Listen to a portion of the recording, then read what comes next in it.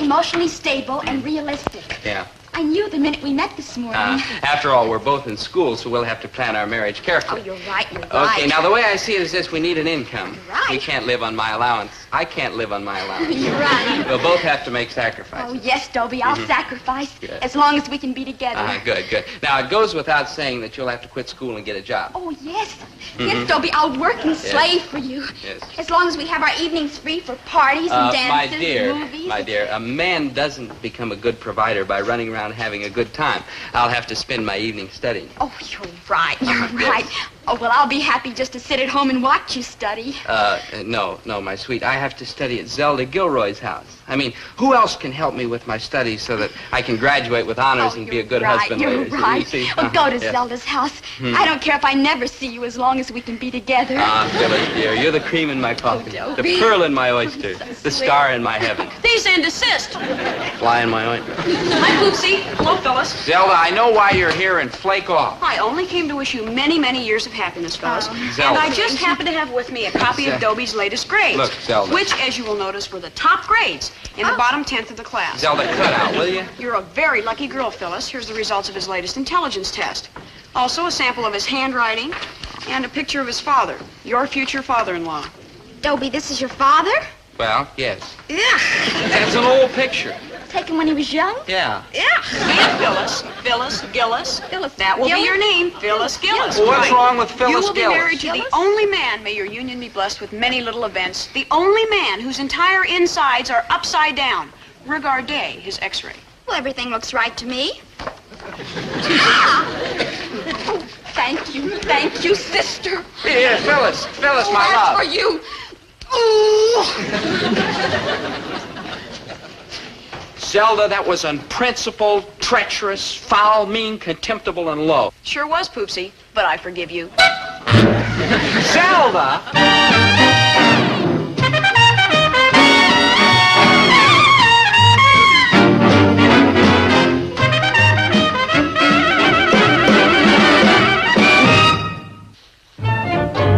Zelda thinks she can wreck all my romances with other girls. That's what she thinks. And you know something? She's right. Except for one girl, Mary Ann Crowlish. Zelda will never split up Mary Ann and me. You know why?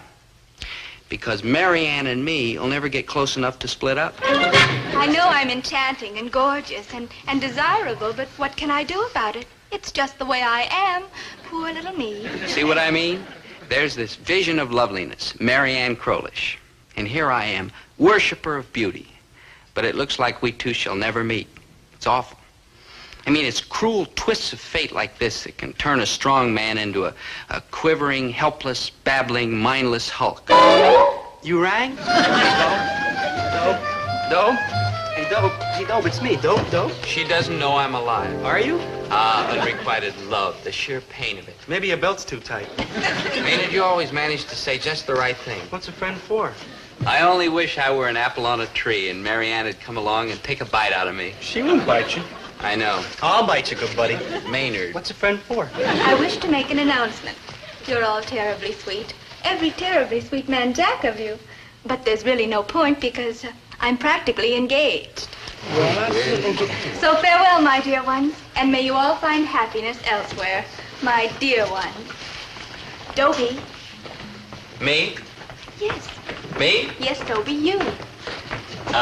Me, Dobie, me? Wouldn't you like to take me dancing tonight?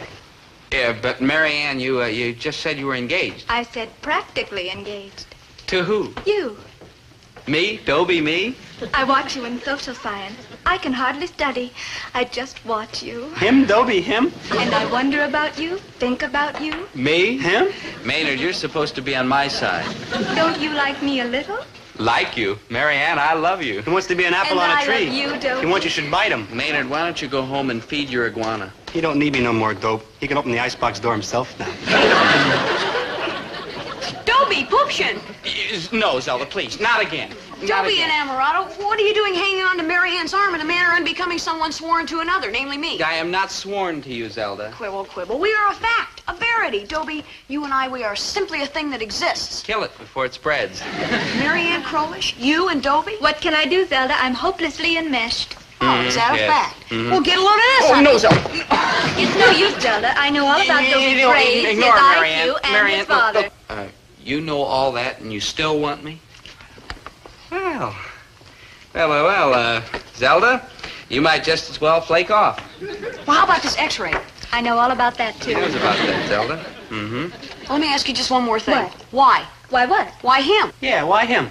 It's very simple. You, Zelda, are beyond doubt the most brilliant girl in the entire school. Not only that, but you also have the most brains. Accurate, but what's that got to do with Dobie? You have seen something beneath Dobie's dull exterior. A person of my meager intelligence might never discover it. But if you want Dobie, then there must be something magnificent in him. Underneath. In there somewhere. You mean you want Dobie just because I want Dobie? Why, yes, of course. I know you must want the best, because the best is none too good for you. You want Dobie. Therefore, he must be the best. Is that clear? Now, let me get this straight. If I happen to be 8 for somebody else, you would switch over to that somebody else, right? Right. Maynard, I love you. What? Now, Poopsie, don't fly into one of your jealous rages. I can't fly. Not very high, anyhow. Maynard, it isn't really Dobie I love. It's you. You. Do you hear? Oh, come on. Oh, like hell. Let go, small girl. Marianne, this is a trick. You know how cunning and crafty she is. Oh, I know. Oh, Marianne, if you only suspected the strength in this man, the power, the poetry. Get your meat off me, please. Maynard, kiss me. Ooh, what you said. Oh, please. Oh, I don't like girls. I don't like you. Let me go, please. Kiss me, so help me, I'll break your neck. Break the neck. Break the neck. Zelda, it's no use. That's right, Zelda. No use at all. You don't believe me, huh? No. But I admire you. How cleverly you fight to keep Dobie. Oh, Dobie, you must have so much underneath. Yes. In there somewhere. Yeah, hidden very deep. I suppose. And, you don't want Maynard? No. Come, Dobie. Love, to the malt shop. Yes, my sweet.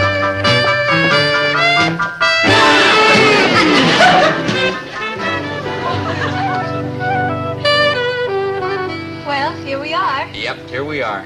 Together. Together. For always and always? For always and...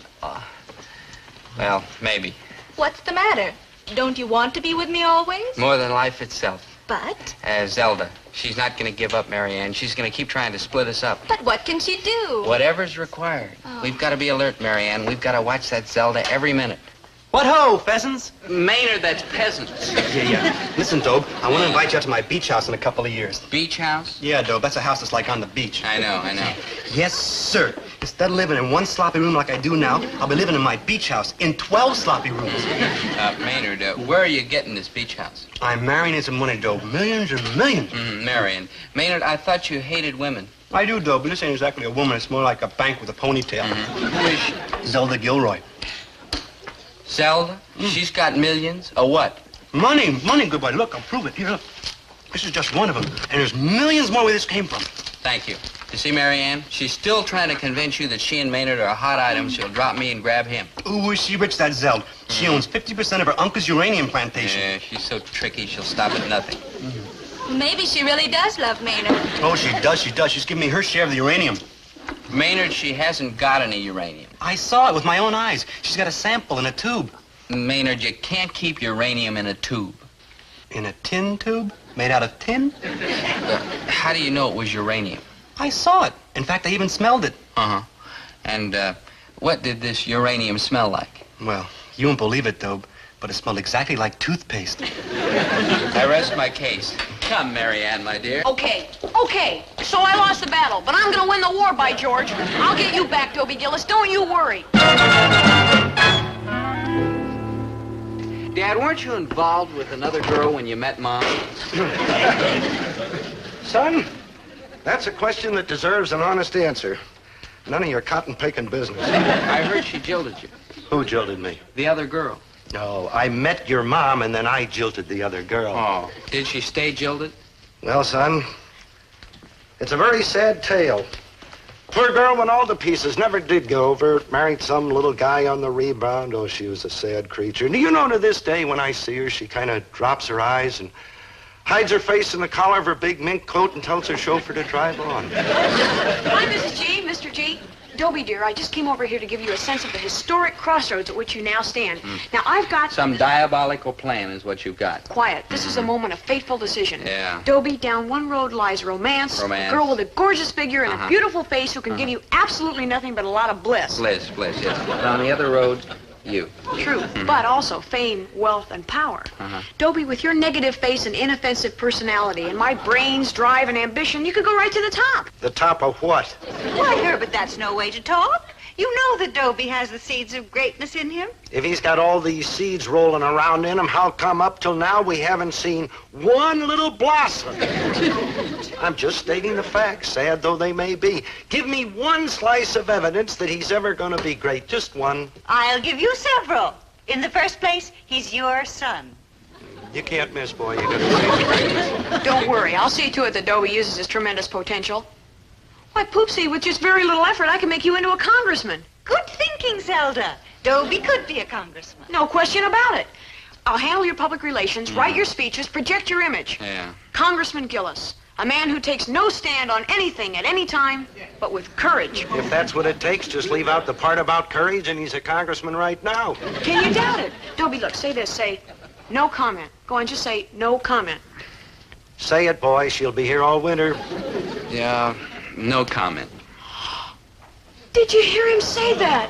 Oh, there was such leadership in the way he said that. Dobie, you won't stop with the Congress. You'll go on and on, to the Senate. There's no stopping this boy. Absolutely.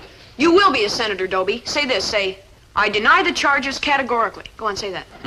I deny the charges categorically. Dobie, that was wonderful. There was such statesmanship in the way you said that. President. President? Absolutely. President Gillis. The It's in White the House, cards. yeah, Sure, you will be president, Dobie. Look, Wave to the multitudes. Zelda. Did you see the eloquence in that gesture? I saw it. It showed authority, love of fellow man, compassion, and a weak bicep. Well, what do you say, Mr. President?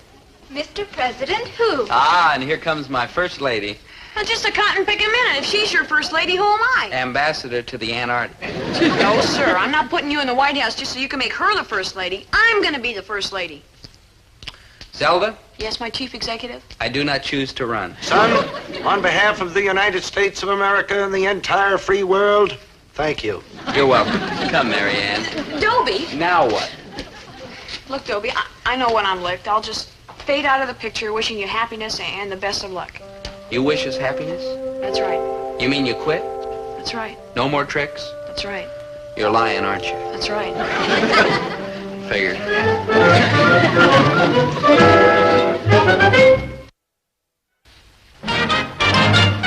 Here we are, my love. It says the average farm income is $3,000 a year, and the average city income is $6,000 a year. So it goes without saying we'll live in the city. Okay, so now we have $6,000. Oh. Hello, you two. Oh, hi, Zelda. Look, I know you two Zelda. have been too wrapped up in each other to do your book reports, so I did them for you. Here. Naturally, you'll get A's.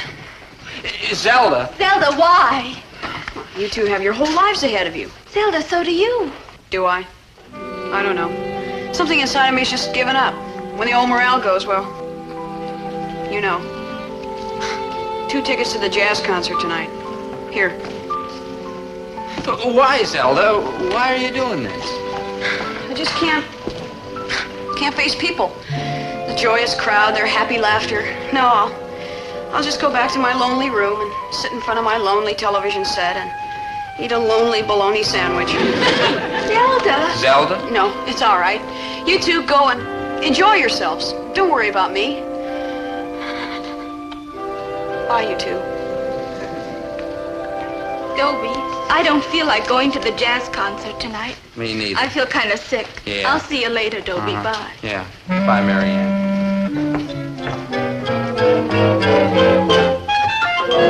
Mary Ann! Mary Ann, come back. Come back. Mary Ann, my angel, don't you see what's happening? That two-faced, double-tongued viper Zelda's doing it again. She's You're playing right. on our feelings. It's just another one of her shabby tricks. You're right. You know it, but you're still buying it? You're right.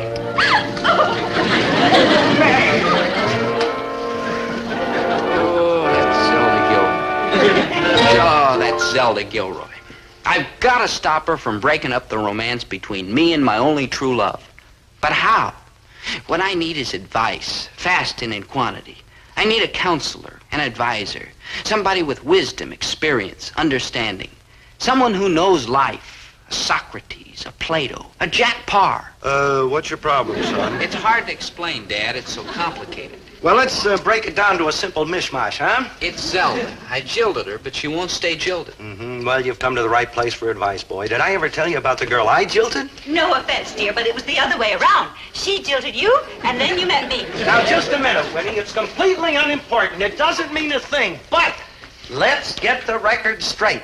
I met you, and then I jilted her. Remember? I remember the night we met. It was on a little bridge in the moonlight, and you were about to jump off. About to I was standing there looking at the water. With your shoes off? There's a law? What's wrong with my standing on a bridge with my shoes off? In the snow? My feet hurt. You were cooling them off. Yes. I'm sorry, dear. It all comes back to me now. You jilted her. Right. And then I married the sweetest, most wonderful little woman in all the world, and the onions are burning. I'm not cooking onions, dear. Winnie, maybe somebody snuck into your kitchen to cook onions? Oh, I get it. Man talk.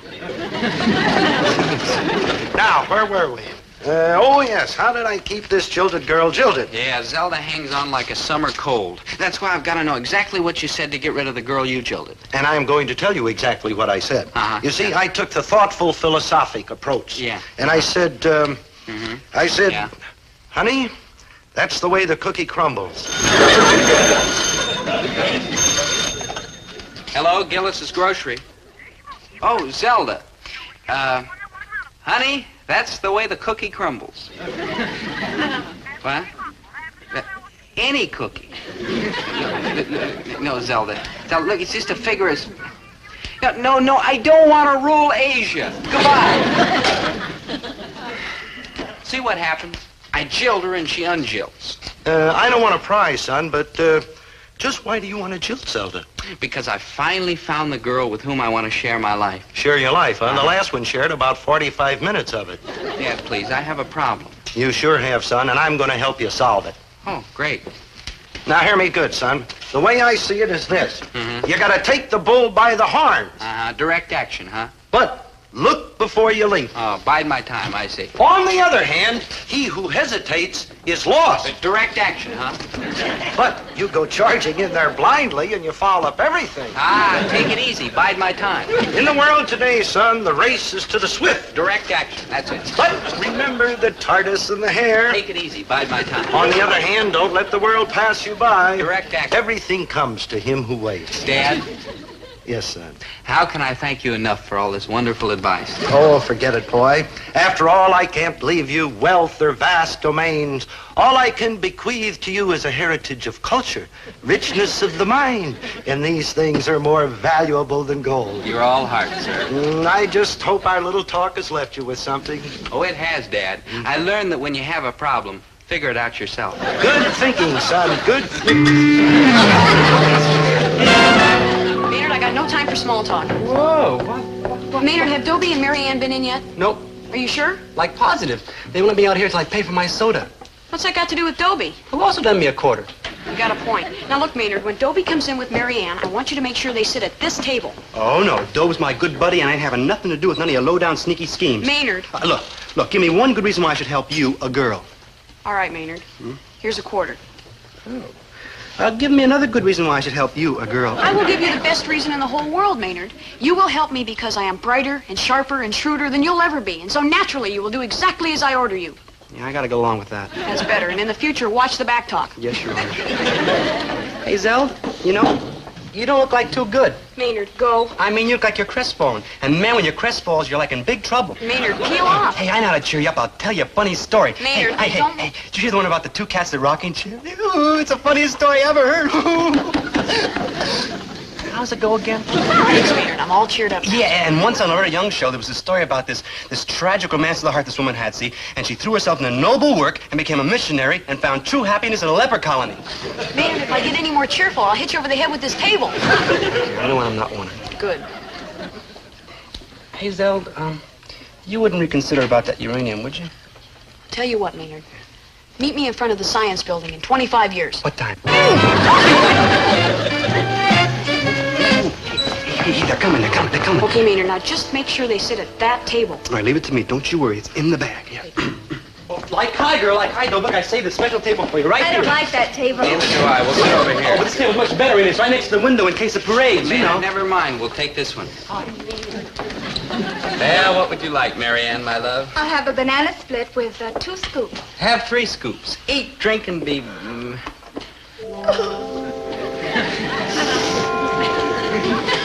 Dobie, it's no use. I can't take it any longer. I'm haunted by Zelda's sad face. I can't sleep. There's no escape. I'm going crazy. Listen to me, Marianne. There's only one way to get Zelda off your mind. How? Forget her. It's no use, Dobie. I can't be happy when I know we've made Zelda miserable. Try. No, I can't. Dobie, you've got to do something. Well, what can I do? I want to see Zelda smiling, happy and gay, the way she used to be. There's only one thing that'll make her smiling, happy, and gay. Me. I hate to say it, Dobie, but cheer her up or you and I are through. Through? Through. Okay. I'll think of something tomorrow morning. Now, Dobie, I can't stand it another minute. Now? Now. Go! Hi, Dobie. How are things among the living? Cut that out. Zelda, you say you love me. I do, Poopsie, I do, with all my great heaving heart. I don't believe you. You can't be serious. You know I love you. Prove it. How? By helping me hang on to Marianne. You gotta be kidding. See, I knew you didn't love me. But Dobie... But nothing.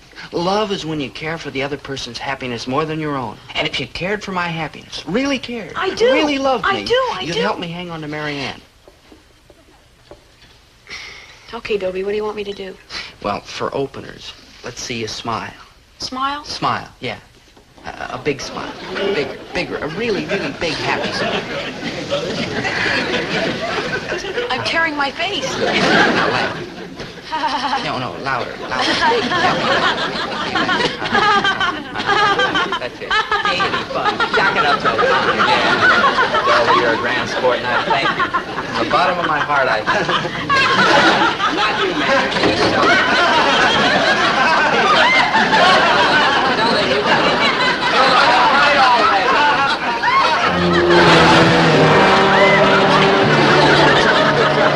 No, don't do it. Oh, Dobie, it's too much. I can't take anymore. You'll have to forget about me. I just can't do this to Zelda. She'll always be between us. That's right. So goodbye. Forever. Yeah, Marianne.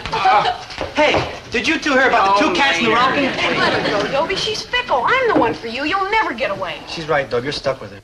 You and me, Zelda, forever? For the rest of our lives, Poopsie, and then some. I guess there's no sense fighting it. It's fate. Dobie and Zelda. Zelda and Dobie. Immutable fate. You and me, no escape. None. It is written.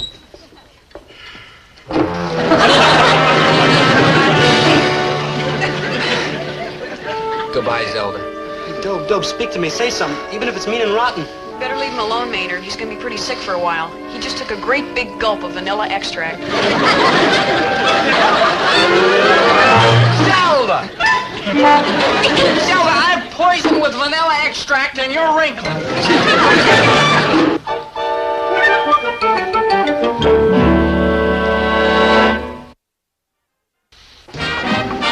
Maynard, I've got to think of a way to get Zelda off my back. Don't look at me.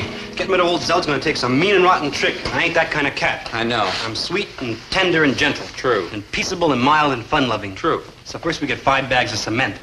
Cement? We mix it up all nice and wet, and we call the Zelda and we say, "Hey, Zelda, how'd you like to see some nice wet cement?" Maynard. And when she shows up, Look. we give her a little nudge, and then she pops. Maynard. And then we get the whole block, put it in a packing crate, nail it up, and off to the river we zoom. Halt! How are you gonna get this block of cement to the river? We carry it. You two punies gonna carry that great big block of cement to the river? Too heavy, huh? Yep. Got any other ideas? Nope. So I'm stuck with you. Yep. Forever. Yep. Got any poison left?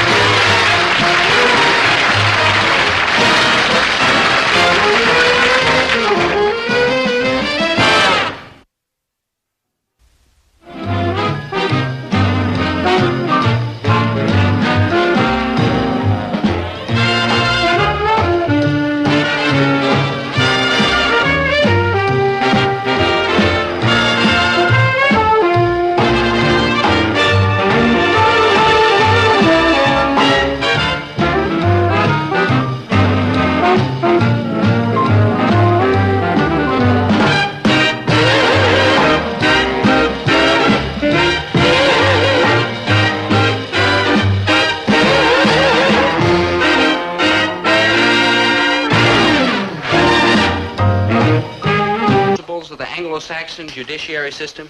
No, I'm going to wait and catch it when the movie comes out. It's a textbook for this legal principles course I'm taking from Professor Brinkerhoff. Pretty wild, too. He says that the law protects everybody, no matter how tacky, lowly, shabby, worthless.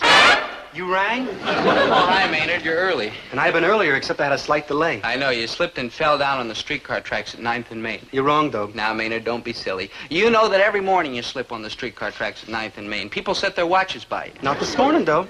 You slipped on the streetcar tracks at 8th and Main? I didn't slip on the streetcar tracks at all. Maynard, I'm proud of you. I fell down a manhole. Fell down a manhole? Sue him, Maynard. Sue him. Now, Dad. No, nothing. Weren't we just talking about that legal professor of yours over at the college, and he was saying that, what's his name? Yeah, Brinkerhoff. Yeah, well, he was saying that the law is the law for everybody, even 10-thumb knuckleheads like Maynard here, no offense. No offense, but who am I going to sue?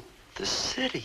Oh, you're joshing, ain't you, Mr. G? I love this city. I love its streets and alleys, its hills and valleys, its parks and sewers. This is my city. Now, hear me and hear me, good boy. If you're ever going to amount to anything, you have to think big. Never sue for anything less than $1 million. Take Fesser. Over in River Street? That's the guy. Got his foot caught in the door of a bus, sued the company for $1 million. Like, wow, and he got $1 million, huh?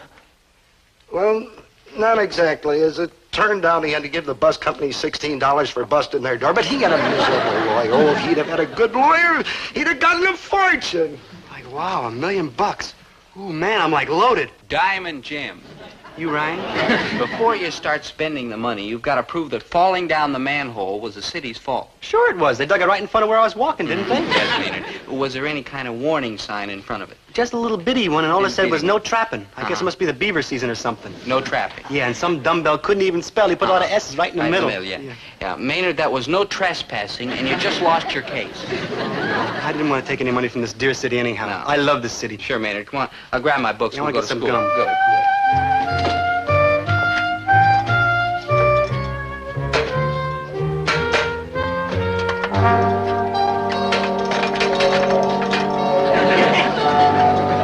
Son, is this the book you're looking for? Oh, yeah. Thanks, Dad. I don't know what I'd do without you. Yeah, neither do I, but just thinking about it's made my whole day. Like, help! Ow! It's got me! What's he got me? I put my penny in the machine and nothing came out, so I thought, let's go, you rat. All right, Maynard, stop clowning around and take your hand out of there. I like tried to, but it's like stuck. Stuck? It is not. It's impossible. Careful, It's Dad. ridiculous. Dad. It's stuck. Here, come here. Now, get a hold of him. Couldn't we, like, Joe. leave it like it is, please? I mean, please. Don't. When I tell you to pull. Oh, look, Mr. Jack, I'll be the first kid in my block with a glass box and go. Okay, don't.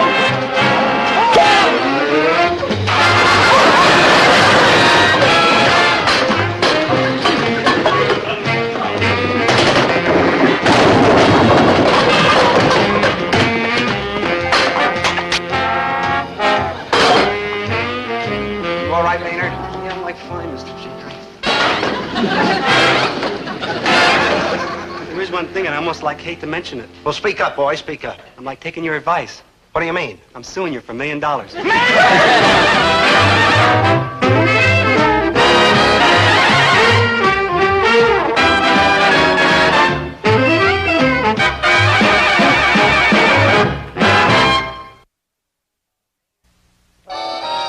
Maynard, sue my dad. Sweet, lovable, warm-hearted Maynard. That's too ridiculous to even think about. Oh, I know he said he was going to, but that wasn't Maynard. That was the pain speaking. I knew that when he came to his senses, he'd change his mind about suing for $1 million. I've come to my senses and changed my mind about suing you for $1 million. I'm I knew it. going to sue for $2 million. $2 million for what? Well, I wouldn't want to make an issue of it, but I think my hand's on backwards. Your head is on backwards. That is just a simple little sprain. Maynard! Dad, let me help you. Maynard. Present. Maynard, I'm ashamed of you talking about suing Dad. Why, you're one of the family. Remember when we were little bitty kids? It was me for you and you for me. And T for two and two for T. Maynard, listen, you were practically brought up in this house. You were like one of the family. Why, Dad was like a second father to you. Like true. That's right. Second daddy. Never mind! Better off with these suits. Maynard, don't you remember we shared everything? Our joys, our sorrows. Our measles, our mumps. Ah, Dobe, I've been like a blind fool. Don't make that a dirty rat and I like hate myself. Mr. G, can you ever like forgive me? No lawsuits? Against my own second daddy? Maynard! Cut that out from me! All I want to do is be a member of the family again and tea for two and like that. A member of the family. You drive a hard bargain, boy. Dad. Never mind, I was just kidding. Okay, Maynard, you're forgiven. Oh, you're like a real human being, Mr. G. Well, I guess you're not such a bad kid yourself. Gee, you're like pretty misty. We better start for school before we all get too misty to travel. Professor Brinkerhoff hates it when we're late. Yeah, well, so long. Yeah, see you later, Dad. Second daddy!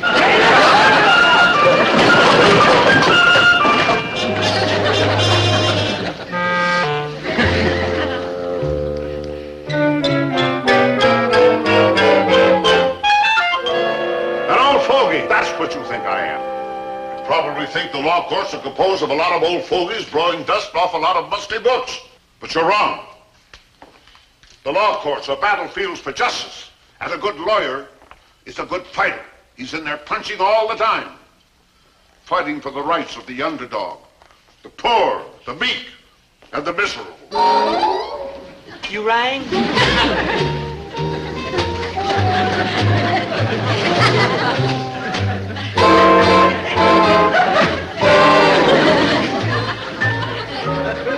Now, when I was practicing law, there was nothing in the world that I liked better than a good old-fashioned knock-down, drag-out damage suit.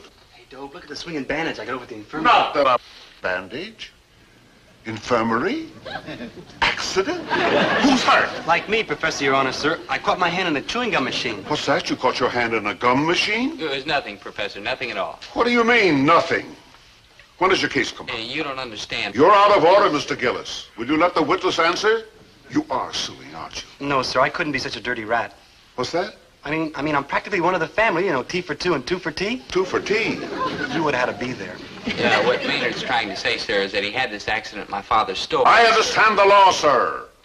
And this sounds to me like collusion, malfeasance, nonfeasance, intimidation. What do you think of that?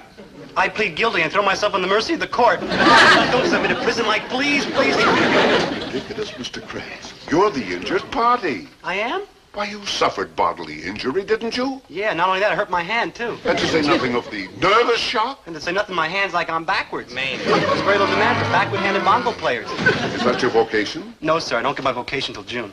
Bongo playing? Is that your work? Work? Maynard. What I'm trying to point out, Mr. Krebs, is that you're sitting on a gold mine. A gold mine? Maynard, it's a vigorous I case. seem to recall another case. It was Witherspoon versus the amalgamated gumdrop machine. The same thing. A man got his hand caught in a gumdrop machine. The damages, 100,000. 100,000 gumdrops? Will you wait after? Class is dismissed. Did you hear that, Dope? A gold mine.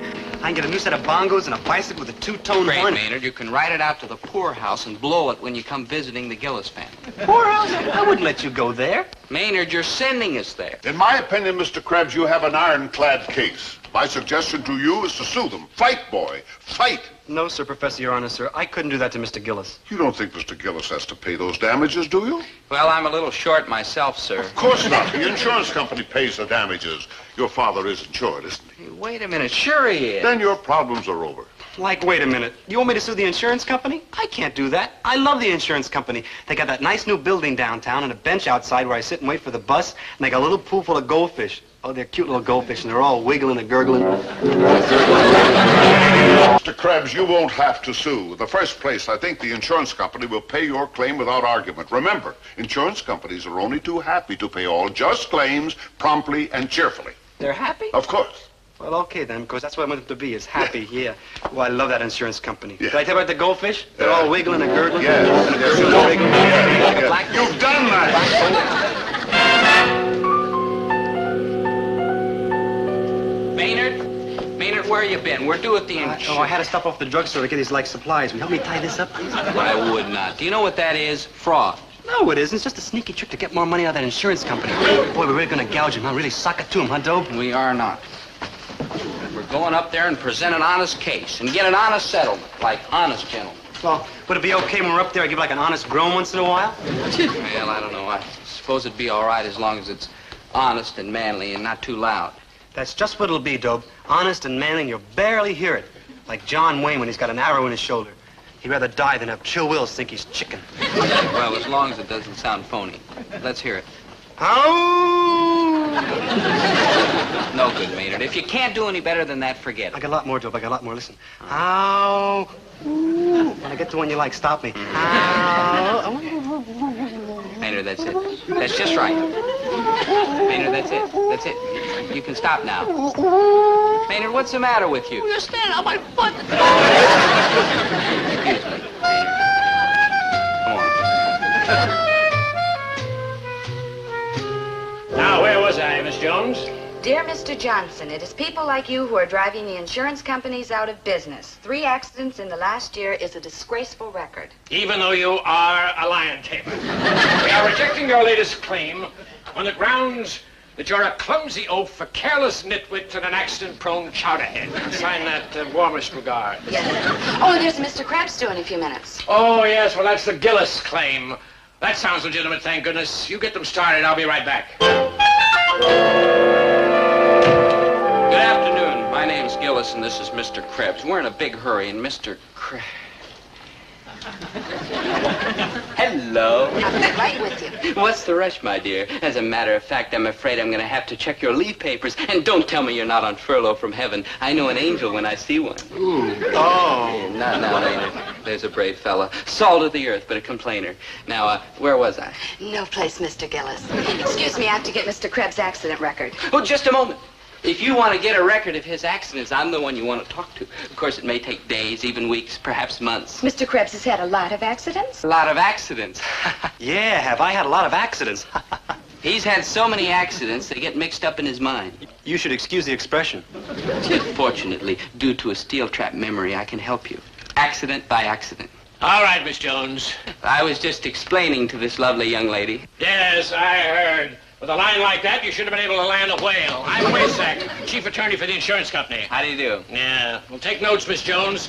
I think we can dispose of this case very quickly. Like crazy, because I got a sale on bongo drums and bicycles with 2-tone horns, and if I could... Oh, I see, Mr. Krebs. Well, I'm interested in hearing your history of accidents. You're, like, interested in accidents? Yes, accidents are my business. Like the sculptor Thrills at Rodin's The Thinker, the painter at the Mona Lisa, I am moved by the sprained ankle, the mashed thumb. I don't even count little bitty ones like that. What do you count? Oh, like when I slip on the streetcar tracks. Oh, you slip on streetcar tracks, do you? Yeah, or I'll fall down manholes or get my beard caught in the pressure cooker. Beard caught in the pressure cooker. Yeah. Maynard, all Mr. Waysack wants to do is hear about your accident so he can give you the money.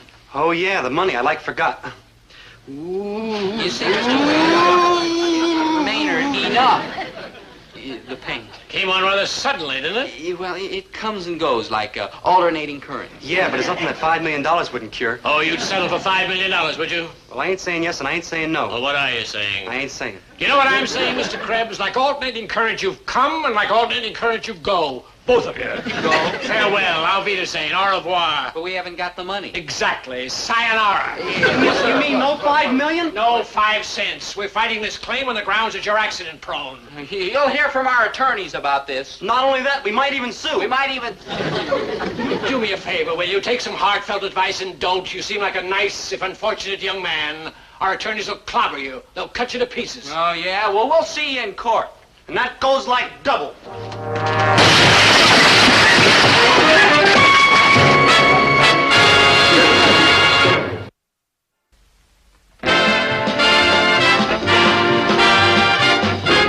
Maynard. No, it's no use, Dope. Ever since this thing started, I can't sleep. I'm having nightmares. I'm nervous, jumpy. Look out! Look out! A bomb! A bomb! Maynard! Maynard, it was just a baseball. Oh, excuse me, I didn't mean to intrude. You're not intruding. You're not intruding. Ugliest girl I ever saw. Fresh kid. Do you mind? Do you mind, please? Excuse us. You see what I mean, Maynard? You're all nervous about nothing. The insurance company doesn't have anything personal against you. Yeah, then how come they want to get me to stand and clobber me? Them sharp lawyers will tear me to pieces. So we'll get a sharp lawyer, too. But their lawyers are like the sharpest. All they gotta do is hear the word accident. Accident? Where's the accident? Accident? Who's hurt? Where's the... Oh, it's you. How'd you come out with the insurance company? We did, and they're fighting it. Hey, wait a minute. Hey, how about you handling the case? Oh, no. It's been 20 years since I practiced law. I'm a teacher now. On what basis are they refusing payment? They said it was an accidental prune. Maynard, that's accident prone. Their defense is accident prone? Yes, sir. Well, I'll take the case. We're as good as in. They're basing their defense on a lot of mumbo-jumbo. Maynard, we're in. They'll never clobber you with Professor Brinkerhoff handling the case. Yeah, I can hear that two-tone bicycle horn now. Boy, we can't lose. All we have to do is be sure he makes a good presentation in the courtroom. All he has to do is look bright and sharp and alert and intelligent, and we're dead. All we have to do now is to depend on the fact that there's no such thing as accident prone. I'll buy that. What? There's no such thing as accident prone. I'll buy that. There's no such thing. Accident prone? Exactly. That's why we're taking this case to court. Court for what? We take all these simple nuisance cases to court. Well, I'd be the first one to agree that Maynard's pretty simple and he's also a nuisance, but why make a federal case out of it? Because it's my duty as an employee and a loyal American to fight these unwarranted claims. I don't care. He is a sweet, lovable, warm-hearted kid. So he got his hand caught in the gum machine. How much is it going to cost you for a little sprain? How much? I'll tell you how much it's going to cost. Let me see now here. Sprain, elbow, ankle, shoulder. Oh, here we are. Sprained wrist. All right, how much? Oh, it'll run into a lot of money, Gillis. No, cheapskate. Oh, this Grebs is a clumsy oaf, and he doesn't deserve a cent. Money doesn't grow on trees, you know. He is a sweet, lovable, warm-hearted kid, and he ought to get a chunk of dough. Well, why don't you give it to him, then? Me? Money don't grow on trees. You were just saying that we were a bunch of cheapskates. Now, listen, Buster. How much would it cost me to give you a punch right in the nose? Just a minute. Pinch, punch. Oh, here we are, punch in the nose.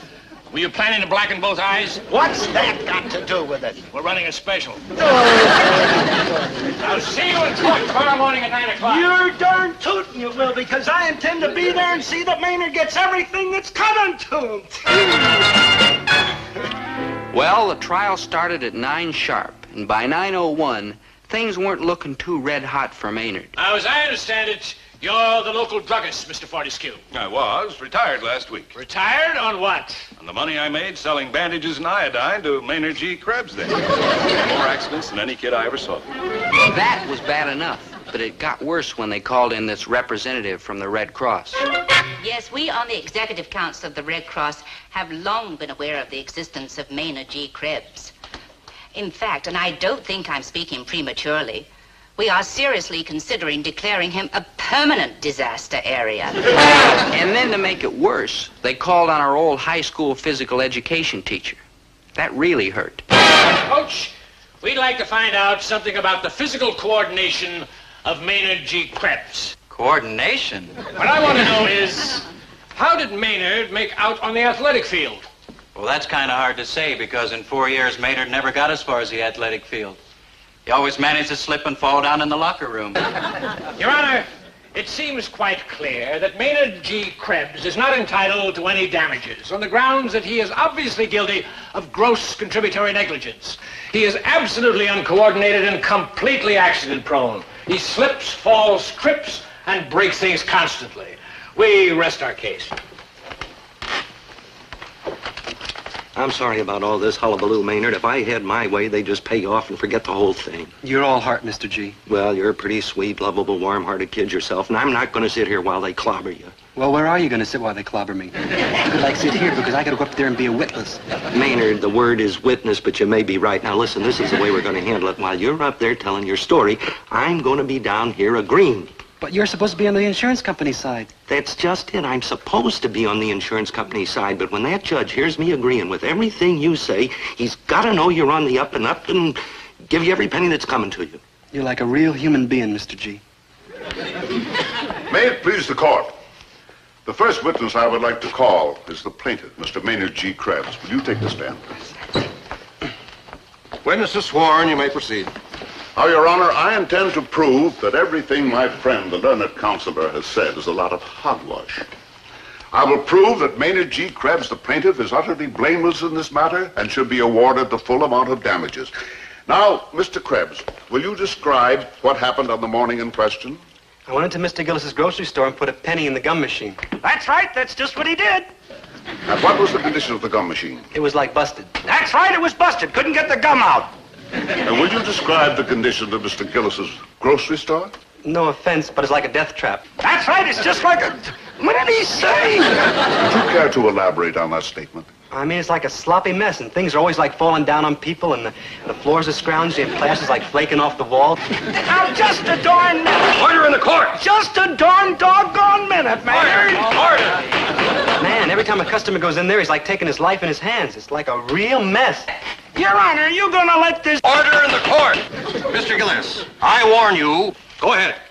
Now, when you placed your hand in the gum machine, did Mr. Gillis at any time inform you or warned you that this was dangerous? No, he just... Warn him? How did I know what he was up to? He's practically nothing but a shoplifter around the place anyway. Mr. Gillis! All he does is bum food and break things, and what right has he got to sue for a lot of money? He just runs around in an old dirty T-shirt and plays the bongo. That's exactly my point, Your Honor. When the only pleasure that a pathetic creature like the plaintiff can look forward to in life is playing the bongo. And when he's injured, what's left? Therefore, I urge that the court award him substantial damages. We rest our case. Very well.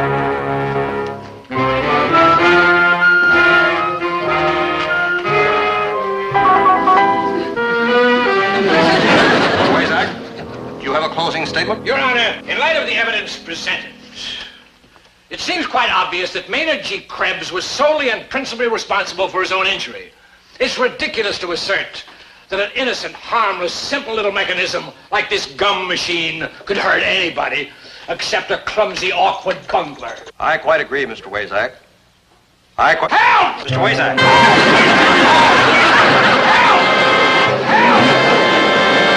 Order in the court! Order in the court! Order! Very well. Now, in view of the testimony, I find for the plaintiff, Maynard G. Krebs. Order!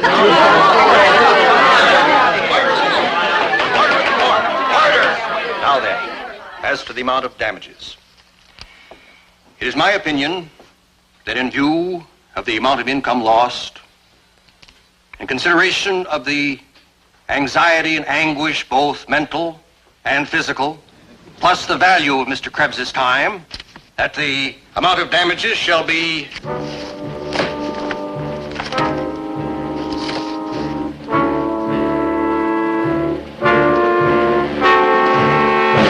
damages shall be exactly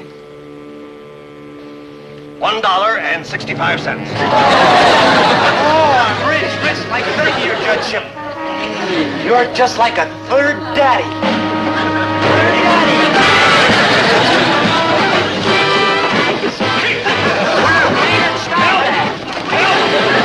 Order the court! Order the court!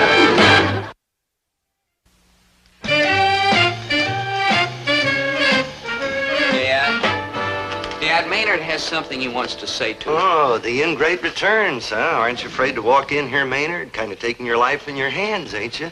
Ain't you afraid this groundsy old floor will fall right out from underneath you, the ceiling will flake off? And Dad, Maynard's sorry. Yeah, I don't know what came over me. I guess it was modest greed. Can you ever, forgive me, Mr. G?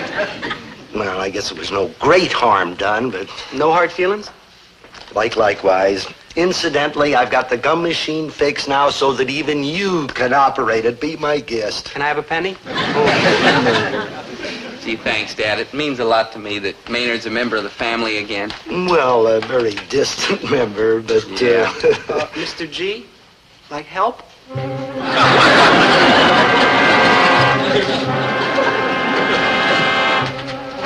Oh, no, Mr. G. No, Mr. G, no. Mr. G!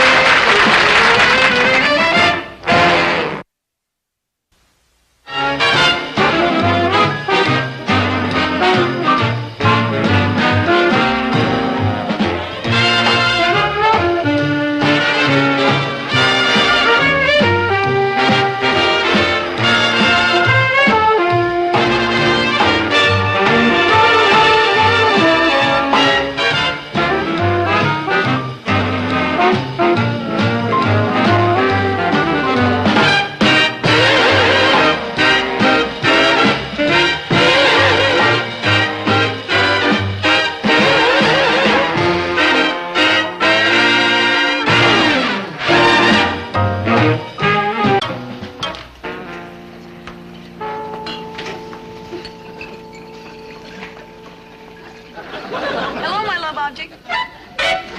Zelda, please. You're in a classroom. So what?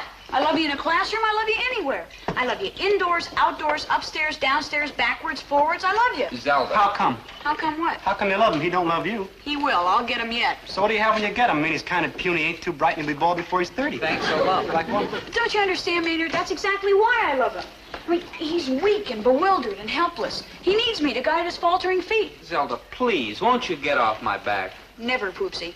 I'm going to straighten you out, and we'll be married and live in a split-level house with a big green lawn and rhododendron bushes, and we'll have 3 little children, 2 boys and a girl. And I shall send each of them a silver spoon for his christening. But right now, I should like to begin the class, provided, of course, you have no objections. I do. I got, like, lots of objections. Yes, Mr. Krebs, I'm sure you do. Let us press on. Arnold, prepare the mice. All right, here, my young barbarians, is a maze. Please gather around. At that end of the maze is a little box of cheese. And right here, I'm going to have Arnold put one of the mice. Well, this is BF 436. BF for bright female. See how well she runs. Without pauses, without errors. This bright little creature makes her way right to the cheese. Very fine, my little beauty. Very intelligent. Now here, we have another white mouse. But this, you might say, is a mouse of a different color. Now this one is DM 108. See how he hesitates, how he fumbles, retraces his steps. Now you know why we call him DM for dull male. Now, class, what does this experiment prove? That mice like cheese. Brilliant. Oh, Mr. Gillis? It proves some mice are dumber than others. But why? Now, that is the question. Why? And the answer is heredity. You see, one mouse has been bred for intelligence, the other one for stupidity. We've controlled these laboratory animals for generations through selective mating. What he said. You mean for one mouse you picked a bright mother and father, and for the other one you picked a dumb mother and father? No, we went further back than that. We picked their grandparents as well as their great-grandparents, and you can see the results. It works the same with any other species, not only mice. Yes, it works particularly well on people. For example, in the Osborne family, 4 generations, we have been picking our ancestors very, very carefully. Well, just look at me. Yeah, I think somebody goofed. How shock you, low-born person. Well, that's why dumb dogs have dumb pups, and dumb cats have dumb kittens, and dumb parents have dumb children. It's called the heredity factor. Well, what's the matter, Mr. Gillis? I've never seen you looking like that before. I just got a brilliant idea. No wonder I've never seen you looking like that before.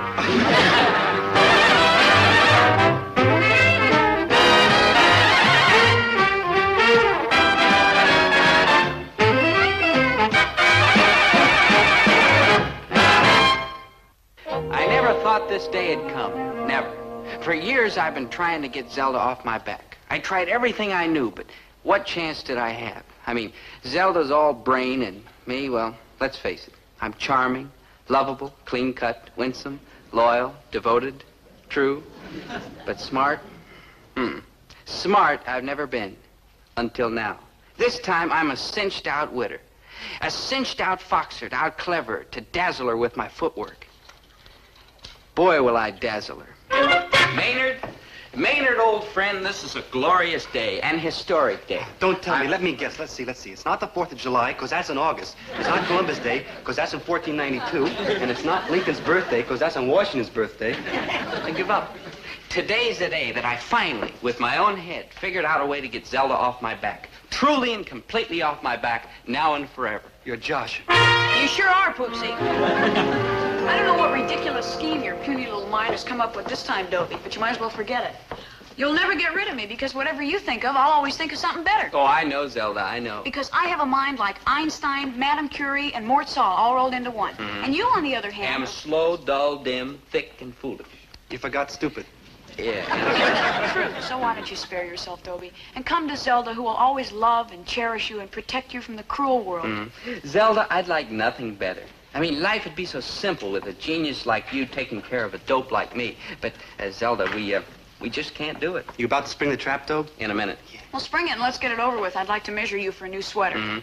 Zelda, my dear. Hey, Zelda, I really think he's got something this time. Pish posh. Yes, Dobie, my beloved numbskull. Oh, I am a numbskull. That's exactly what I am, a numbskull. And you've got a mind like a computer. Well, that was established back in kindergarten. Now let's get on with your scheme. I'm rooting for you, Dobe. Yeah, thank you. Zelda, my dear, you have, I understand, a plan for me. You know it, Buster. We will be married and live in a split-level house with a big green lawn and rhododendron bushes, and we'll have 3 little children, 2 boys and a girl. Aha. Ah, now you're gonna spring the trap, huh, Dope? Right now. Spring already. Zelda, do you remember what the professor said when he was doing that experiment yesterday with the white mice? All that stuff about heredity.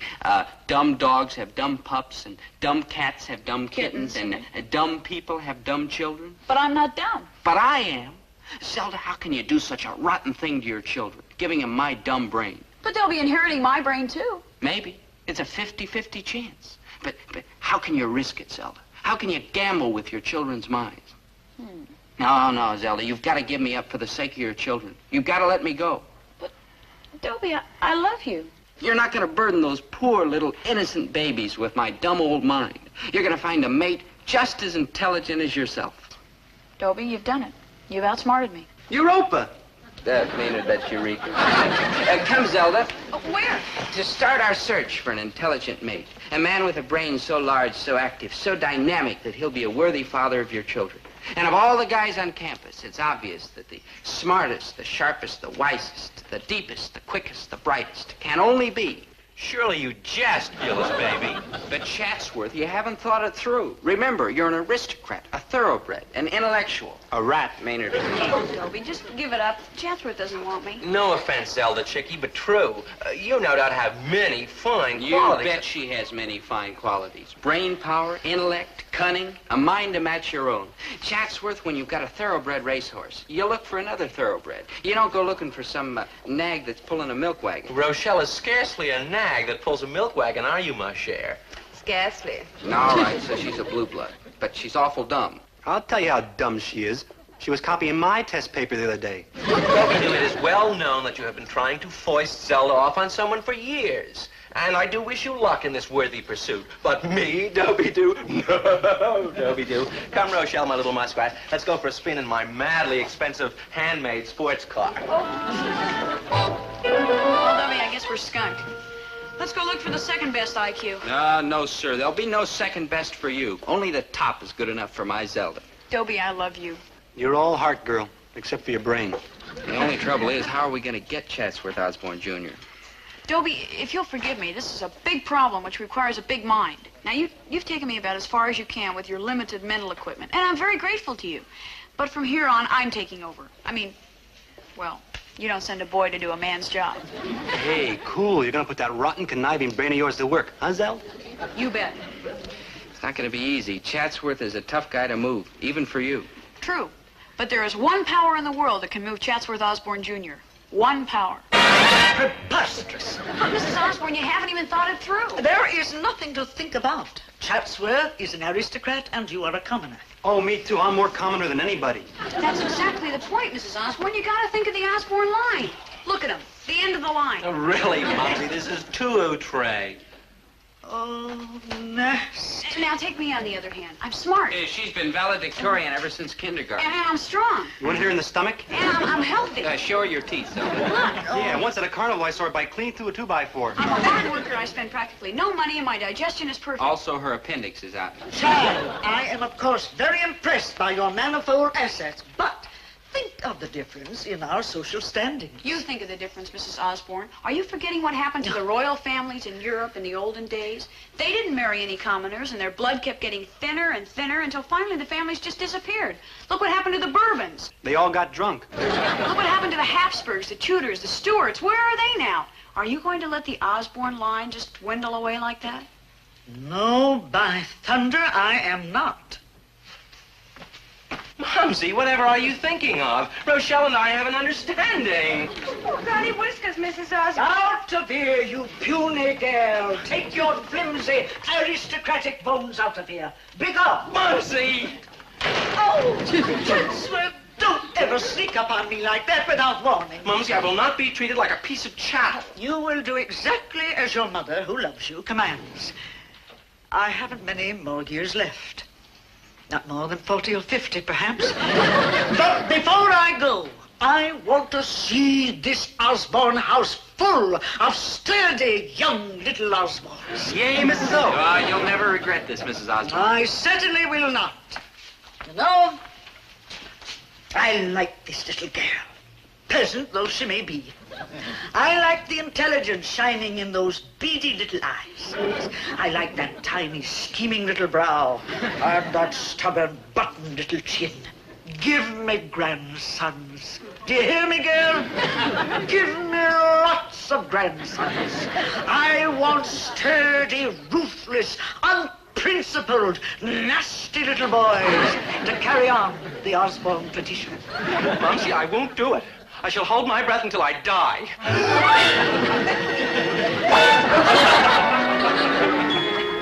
You are looking at Dobie Gillis, free man.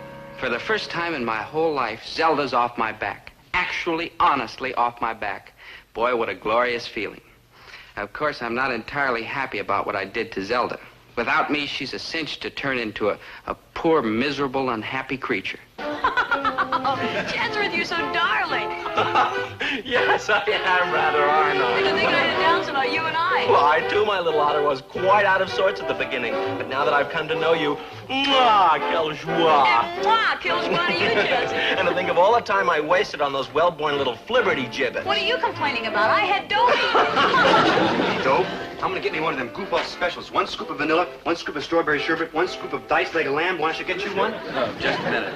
I see Zelda over there. Maybe we ought to go over and cheer her up. His brother gave her the pineapple. Oh, I don't know, Dope. Looks like if she gets any more happy, we'll have to wrap her up in wet sheets. Yeah, she's just putting on a brave front. Poor, miserable kid. Hi, Zelda. Mind if we join you? Kind of perk up your spirits a little bit? No offense, Dobie do, but we'd rather you didn't. Zelda and I are having an absolutely smashing time. Yes, we're discussing the theories of Einstein. Oh, sounds like screams. Don't laugh. All my life I've been looking for somebody I could talk to about Einstein. Yes, and all my life I've been looking for somebody who could understand Einstein. What's to understand? E equals MC squared. Oh, of course, but how about the space-time continuum? You sure you don't want me to cheer you up? Hadn't been for Aristotle. Yes. Yeah, I could do some Aristotle tricks maybe, is not make you likely feel to be better. dismissed. You put it so well. Have you read Nietzsche's Mann und Übermensch? Of course, who has not? But the real fun, my little gazelle, is to read Nietzsche along with Hegel and Swedenborg. Would you like me to do my imitation of a chicken? Come on, let's go down to the library and do it right now. Of course, my impetuous one. Zelda, chance for Dope? Huh? I'd like to hear your imitation of a chicken. Never mind. It didn't sound too much like a chicken. Nah. That did. Sick one. Of course I wanted Zelda to be happy. But did she have to be that happy?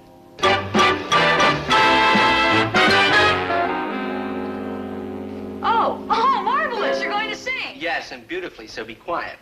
Oh, Lord Jeffrey Amherst was a soldier of the king, and he came from across the sea. To the Frenchmen and the Indians, he didn't do a thing in the wilds of this wild country. In the wilds of this wild country. And for his royal majesty, he fought with all his might, for he was a soldier. Hey, Dope, where you been? Around. Gee, I hardly ever see you anymore, good buddy. I thought once you got that rotten Zelda back, we could hack around all the time, but I ain't seen you in days. I've been busy. Yeah, too bad, cause you wanna know where I just was? No, Maynard. I was downtown watching them knock down the old Endicott building. You see, they got this big crane, see? And on the end is this iron ball. And this guy whams it into the building.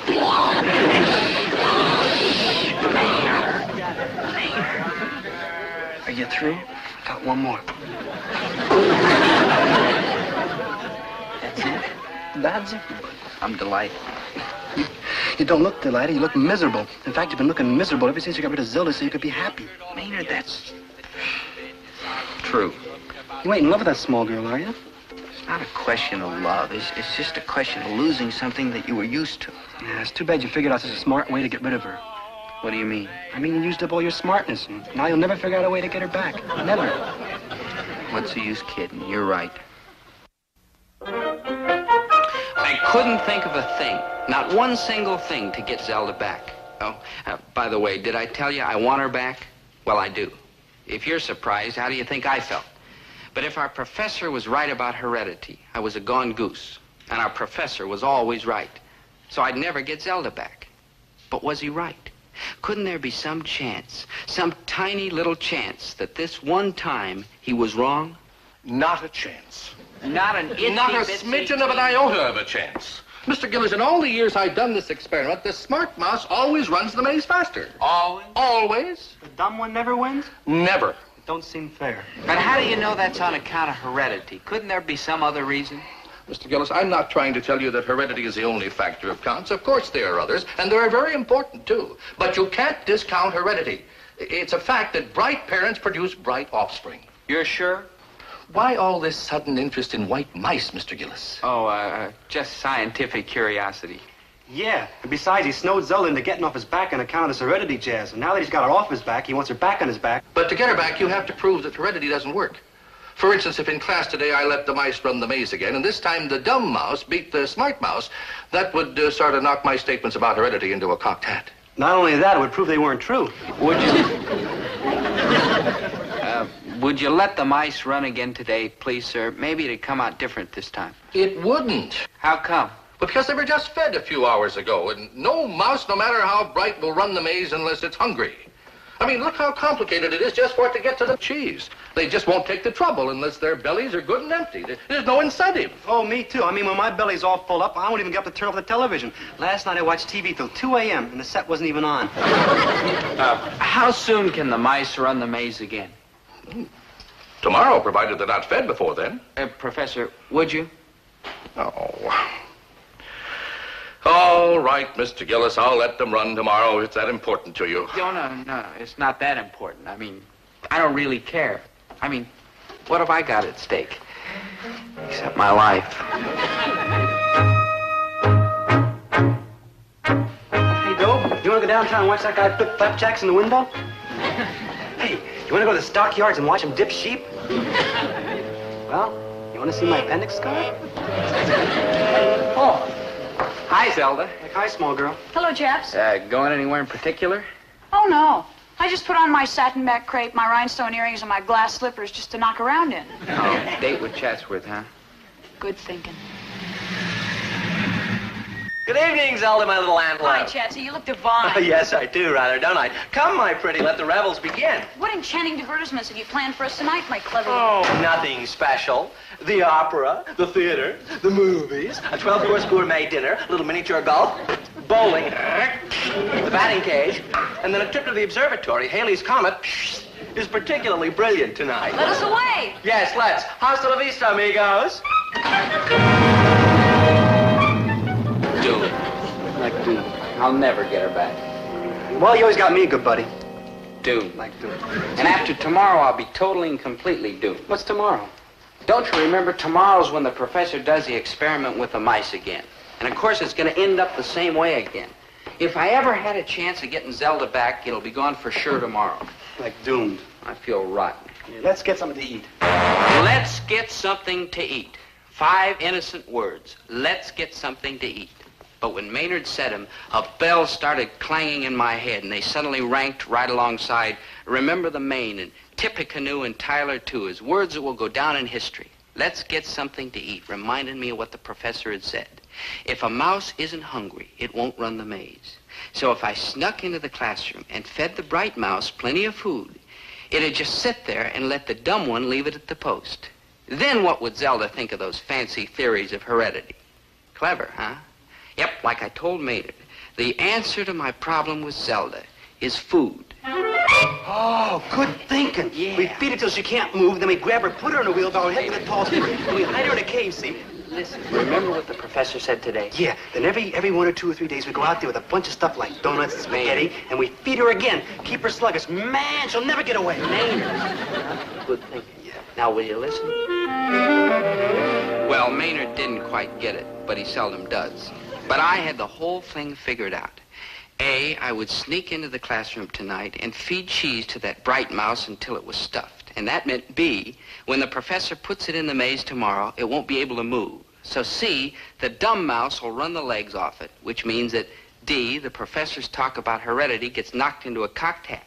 E, Zelda realizes that those theories don't mean a darn thing. And F through Z, I get Zelda back.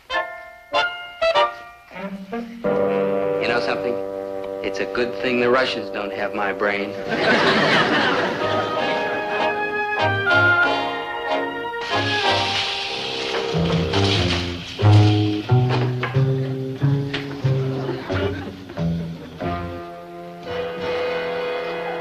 BF 436, bright female. That's the one, Maynard. Hi, little squeaky buddy. Look, we brought you something good to eat. Cheese. Yes, sir, little mouse. Here you are. Eat hearty. Yeah, go on, eat. It's yummy. Sure it is. You'll love it. All mice love cheese. All mice love cheese. Hey, Doe, maybe he doesn't know he's a mouse. It's delicious. Here, I'll eat some myself. He's not even watching, Maynard. Please, Mouse, just try a little. You'll love it. Yeah, and it's good for you. Chock full of vitamins and like that. Please? Look, don't be a rat, you mouse. What was that? Somebody's coming. Come on this way. That's all right. In the broom closet. Quit thinking.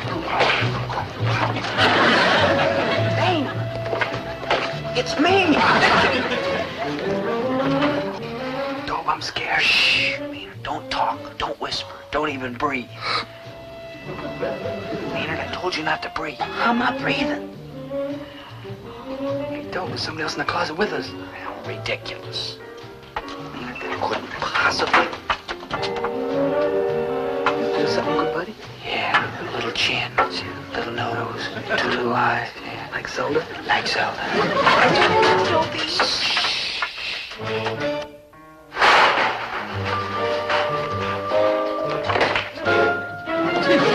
Come out.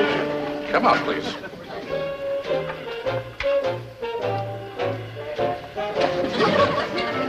Well, my young breakers and enterers, what are you doing here? Miss Gilroy? What's Dobie doing here? What's Zelda doing here? What are you doing here? No offense. No offense. Obviously, we all have the same idea. But who got here first? Me. To feed the mouse. Then I heard somebody coming. Me. And me. To feed the mouse. But the mouse wouldn't eat. But of course not. Miss Gilroy had already fed her. Then we heard somebody coming. Me. To feed the mouse. Which, of course, wouldn't eat. Professor, why'd you do this? Some people think of me as hard and cold and mean. Yeah, me. Yes, Mr. Krebs. But I guess underneath it all, I'm just a sentimental slob. Obviously, I'm not much of a scientist lousing up an experiment this way. But I figure we can stretch science a little bit if it means keeping you two together, because that's where you belong, together. Oh, we do. Small girl, I don't dig. I mean, what do you want with Dobie? I thought you and Chats were having such a blast. Maynard, you know absolutely nothing about love. True, small girl. Sure, I was having fun with Chatsworth. At first, anyhow, but every time I looked at you and saw those pathetic, helpless eyes looking at me like a sick spaniel, I knew I could never be happy with anyone else. I mean, if you're silly enough to get stuck for a tin-thumb idiot like you, Poopsie, no offense. No offense, Zelda. Then, there's no chance of ever getting unstuck. Thank you, Zelda. That's just the way I feel about you. You're a mess, but you're my mess. Thank you. Yeah, but what about the kids ending up with Dobie's tiny brain? Oh, heredity isn't all that foolproof. The kids could turn out to be geniuses. Who knows? And what if they aren't? I'll be there to protect them. If I can take care of one dimwit, I guess I can handle a few more. Yeah, I'm getting pretty misty. Me too. Me too. Anybody got any cheese left?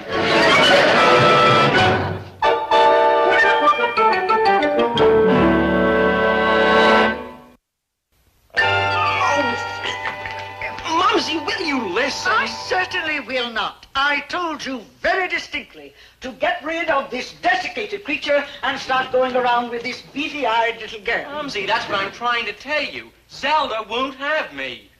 Oh, smarter than I thought. Nothing personal, Mrs. Osborne. It's just that Dobie needs me.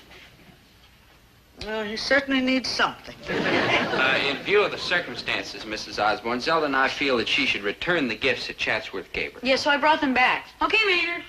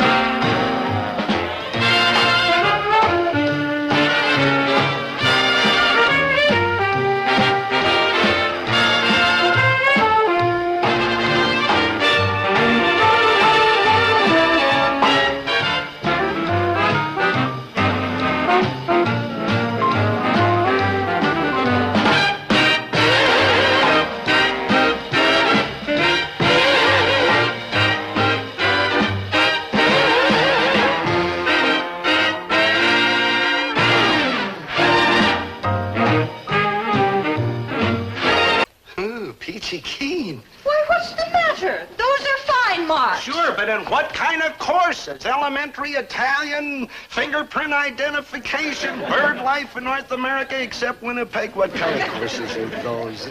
Well, I'm sort of experimenting, Dad. Herbert, the boy is trying to find himself. Well, I will give him a clue.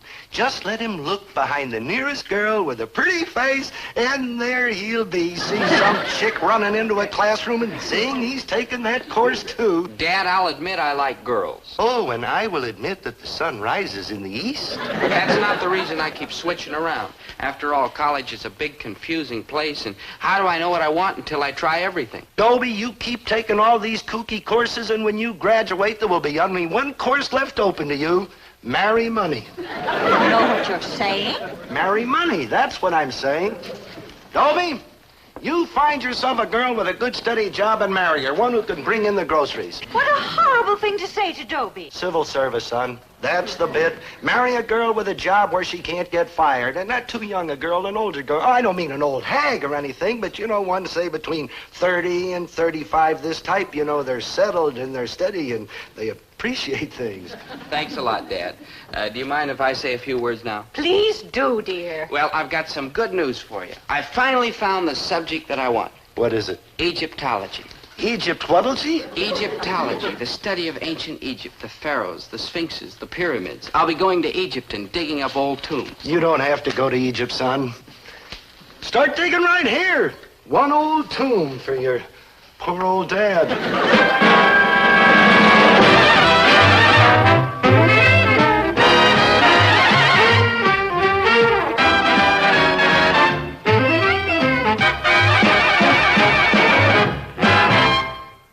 In 1954, my father dropped a crate of oranges on his big toe. A few days ago, I told my father that I wanted to study Egyptology. What have these two widely separated events got in common?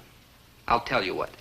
These are the only two times I ever saw my father cry. Oh, come on, Dobe. Tell your old dad you're only kidding about this Egyptology. But I'm serious, Dad. It's fascinating stuff, honest. Why, Egypt was practically the cradle of civilization. Well, I think it's wonderful, Dobie, that you finally found something that you're interested in. And I want you to know that I'm behind you 100%. Thanks, And Mom. I want you to know that what I said about marrying an older woman with a civil service job still goes. My father's a fine man, and I have no desire to bum rap him. But truth to tell, he does exaggerate. I mean, sure, Mom's been known to talk him into things, but it's only because she uses logic and common sense and sound reasoning. And fraud and chicanery and trickery and threats. Herbert, you know that's not true. It ain't, huh? Dobie, forget about Egyptology. And Herbert, forget about dinner for 3 I rest my case. Well, maybe I do threaten a little, but it's only because I'm right. Now, Herbert... Now, Herbert again, huh? I surrender. I know when I'm late. Dobie, take Egyptology. I approve under duress, and I shall cry a little, but I approve. I hope you really mean that, Dad, because I have to ask you for something. For what? No, what a stupid question. Well, you see, Dad, I want to go on a dig during my summer what? vacation. A dig. A dig? A dig? Dig? I hear my people talking. Like, hi, Mrs. G, Dobe G, Mr. G. Dobe G. That means... I know. Ooh, boy. Now, what's this dig? And you butt out. Well, it's an archaeological expedition. We're going over to Egypt and dig up some old tombs and find mummies and vases and tools and stuff like that. We're going to Egypt. Who's going to Egypt? Well, a bunch of students and some of the teachers, too. They go over every year for 2 or 3 weeks. It's fascinating work. I'll bet it's a fascinating cost, too. How much? Oh, it's not too expensive. All we have to pay is transportation. The college takes care of the rest. And transportation to Egypt ain't expensive. You're going by streetcar, maybe? I've got the contract right here, Dad. You don't have to pay it all at once, see? $285! See, that's easy terms. Yeah, no. Dad, I know it's a little steep, but I've really got my heart set on it. Oh, and I have my heart set on something, too, boy. Staying out of the poorhouse. Back to fingerprint identification. Dobie, your father will give you the money. Now, Herbert, you sign this paper and give Dobie the down payment. I'll pay you back someday, Dad, honest. What with, old mummies? Now, Herbert. Now, Herbert, oh. Thanks, Mom. Come on, Maynard. We'll be late for school. Goodbye, Mrs. G. Mr. G. Hey, Mr. G, do you think if I want one of them digs you... Goodbye. Herbert, you ought to be proud. I ought to be examined, that's what I ought. Egyptology. How in the world did Dobie ever get himself mixed up in a kooky thing like that? And I withdraw the question. Winnie, open the store. I'll be right back. Where are you going? I am going over to that Egyptology class and find the girl that's making an Egyptologist out of Dobie and a pauper out of me.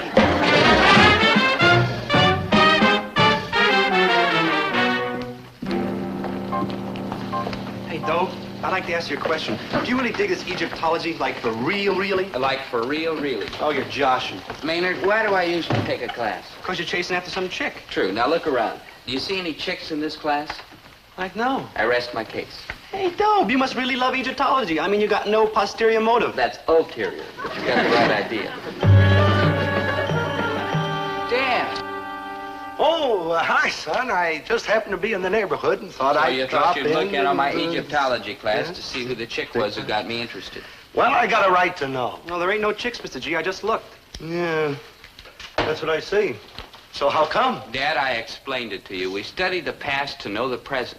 There's no pretty face, son. This is all like intellectual-like. Dad, I know it's hard to believe. Hard? Oh, I wouldn't say that. Impossible? Yes. Unthinkable? Yes. Unheard of? Yes. Hard? No. Dad, try to believe me. There's no pretty face. Good morning, class. Good morning, Dr. Burkhardt. Like, good morning, Dr. B. Uh-huh. Who's the dean, Marilyn Monroe? This is my father, Dr. Burkhardt. Well, this is a pleasure, Mr. Gillis. How do you do? How do you do? I'm so glad you could drop by. I think it's just wonderful, the enthusiasm that Dobie has for Egyptology. Why, he's taken to it like Cat to catnip? Exactly. I don't know when I found a more devoted admirer. No, swell. Tell me, Mr. Gillis, are you interested in Egyptology, too? Me? Him? Maynard. Well, there are a few things I'd like to find out about. Well, why don't you sit down and join the class? I'm going to show some movies of last year's dig. Oh, this I would love to see. Excellent. Maynard, set up the screen. Dobie, will you run the projector? And Mr. Gillis, you sit right here by me. Oh, thank you.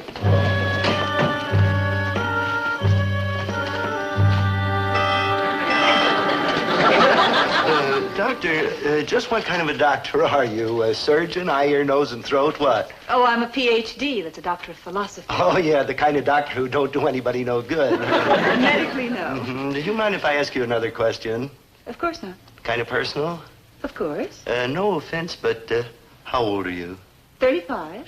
No offense. No offense. And this teaching job, it's civil service? Yes. Why? When you go on these digs, who all goes along? Oh, a group of students and, of course, some teachers. Oh, yeah, like chaperones, huh? Oh, well, we don't look at it quite that way. I mean, after all, we're all out there for the same purpose. Yes, but you do stick together, you know, kind of keep an eye on each other. No. Most of the time we work in teams. How many on a team? 2. As a matter of fact, I've decided to team up with Dobie this summer. He's so eager. Oh, that he is, and you're 35. Yes. And civil service. Yes. Ready with the first reel, Dr. Burkhardt. Oh, fine. Roll it. I'm afraid our photography isn't very professional, Mr. Gillis. Our cameraman was pretty shaky. Class, now here we are at Luxor. We had just discovered the tomb of King Ahmes. It's 18th dynasty, of course. Oh, of course. My teammate has just crawled into the tomb, and now he's handing me a burial urn. Tell me, Doctor, is this the way you always dress on digs? Oh, yes, we're not at all formal. Comfort is all that counts. I think you will find this a particularly beautiful specimen. Note the long, clean lines. I'm noting. Sometimes we were so excited by our discoveries that we kept working even after dark.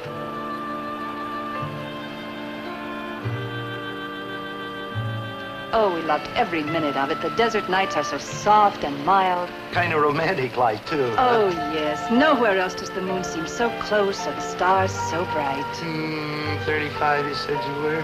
Yes, Mr. Gillis. Twice, Mr. Gillis. Then I suppose you don't remember Rudolph Valentino and the Sheik, do you? No, Mr. Gillis. Well, I do. And them desert nights and the moon and the stars and Valentino riding across the sand on that big white horse. The girl takes one look at him and turns into putty of... That's very interesting, Mr. Gillis. Putty jelly of... Maynard? Yeah, No, Maynard. Get the lights. I'll rewind and put on the next reel, Dr. Burkhart. Oh, must you go? No, I think I'd better. I've got a lot more to show you. Oh, thanks, Doctor, but I've seen enough. Here,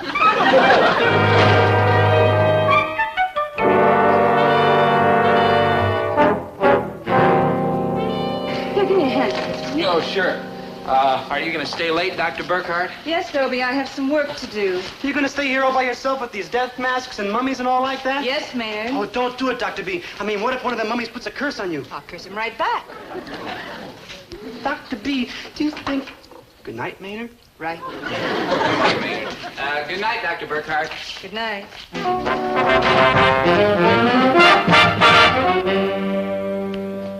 Hi, Mom, Dad. Sorry I'm late. I was tied up at school. Egyptology? Yes. At night, too? Oh, yes, Dad, I'm really hooked. And Dr. Burkhart was there? Yes, as a matter of fact, she's still there. Oh, my son, my son. Never mind. Go have your dinner. It's on the stove. How about you? We've had ours. She had hers, me, I couldn't eat a bite. What's with him? Oh, my son, Have your dinner before it gets cold. What are you, Herbert? Some kind of a nut? No, I'm worse than that. I'm a fiend. I'm a monster. I had to tell Dobie to get himself an older woman with a civil service job, and of course he goes right out and does it. The boy does everything I tell him. He worships me. Herbert, that's ridiculous. And you know, when you're worshipped like that, you have to be careful because there are a lot of responsibilities, too. I gotta watch out what I tell this kid. I just can't go shooting off my big mouth all the time. Now you are beginning to reach me. Oh, my son, what have I done to thee? Herbert, it's even too silly to think about Dobie being in love with a school teacher. Oh, is that so? Well, you wouldn't think it was so silly if you ever got a look at this particular school teacher. Nonsense. Even if what you say about Dobie is true, which I don't for 1 minute admit, do you think the teacher would stand for a thing like that? Why, she's a school teacher, Herbert, a college teacher with a Ph.D. degree. Obviously, she's a mature, educated woman with a good mind. Yeah, well, I've seen gooder minds than hers get scrambled up by those soft desert nights and that big yellow moon hanging up there and the stars so close you could reach up and grab them. Do you remember Rudolph Valentino? Yes. And I remember you, Herbert T. Gillis, when you get an idea and that hard head of yours takes dynamite to blast it out. Winnie, please listen Quiet. to me. And now, ladies and gentlemen, back to tonight's feature film from our great gallery of classic silent movies, starring those two blazing lovers of the silent screen, Ricardo Magruder and Fifi Latoul, in that unforgettable desert adventure romance, Cold Steel and Hot Sand.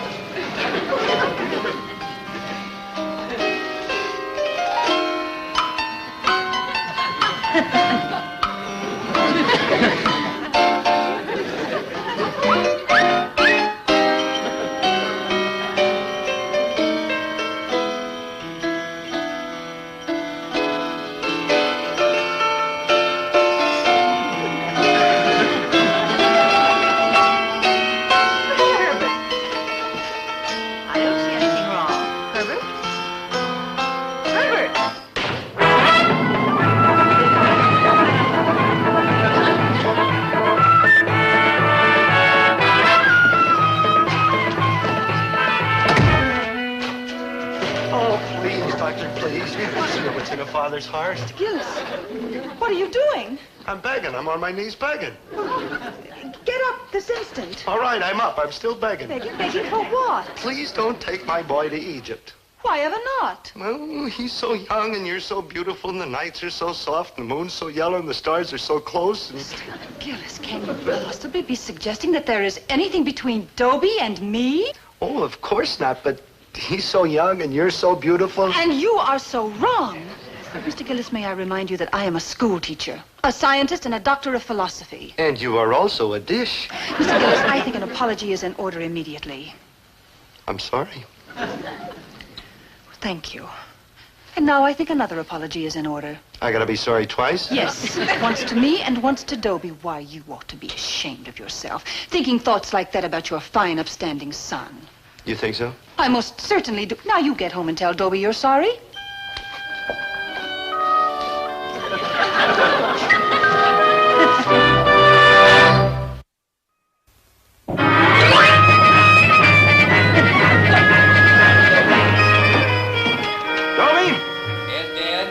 There's something I want to say to you. About what?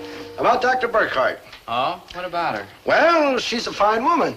She sure is. Yes, Dr. Burkhart is a fine woman. Yes, sir, and good looking, too. Yes, and she is, did you say she was good looking? Don't you think so? Never mind what I think. Do you think she's good looking? Sure, Dad. How good looking? What do you mean? Don't be dense, boy. I mean, how good looking do you think she is? Pretty good looking, medium good looking, good looking, extra good Well, good? I guess I'd say somewhere between good looking and extra good looking.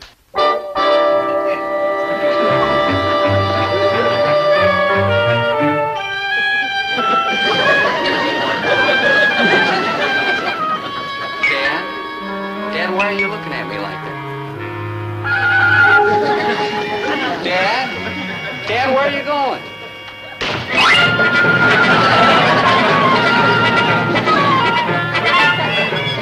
Doctor?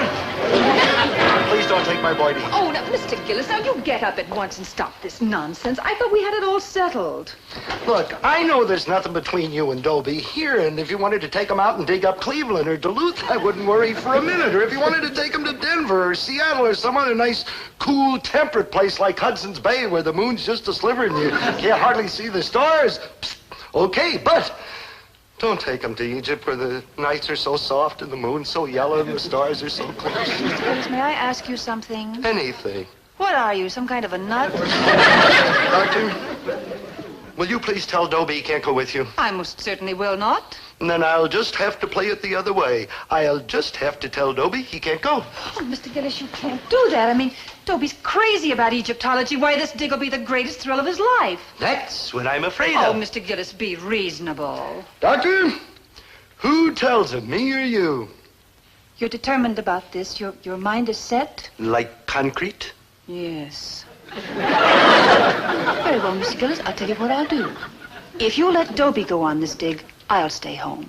Oh, it doesn't matter about me. I've been on a lot of digs, but this is Dobie's first one, and I'm not going to let you take it away from him. He goes, and I stay. But Dobie won't go if you don't go. Oh? Why don't you ask him? It's just what I'll do.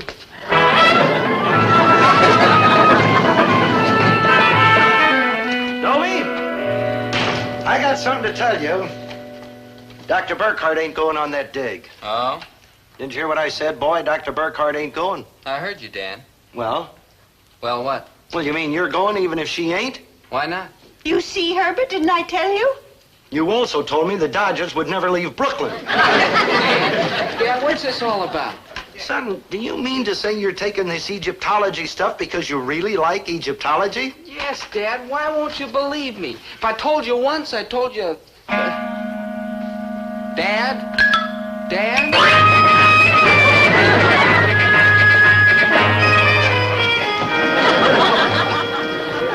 So, you found out that Dobie would go even without me. Oh, Doctor, I was wrong, dead wrong. What can I do to make it up to you? Well, Mr. Gillis, for openers, you can get off your knees. Oh, I'm so ashamed of myself. Don't be. Be proud. Of what? Of your son, Dobie. He's a fine boy. A dedicated boy. How I wish I could be there when he first sees the pyramids. Doctor? You are going to be there. Oh, but Mr. Gillis, Oh, you said... I know I said a lot of goofy things, but there's no reason in the world why you shouldn't go with Dobie. No, there really isn't. And I'm going home right now, and I'm going to tell Dobie that he's going to Egypt, and you're going to Egypt, and everybody's going to Egypt. You do that, Mr. Gillis. Good night. Good night. Oh, and Mr. Gillis, you do try to stay home this time?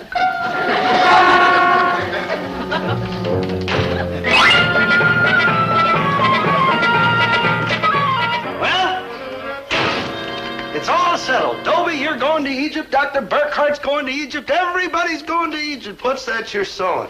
I've been sewing a name tag on Dobie's shorts. Shorts? What does he need shorts for? For the dig, dear.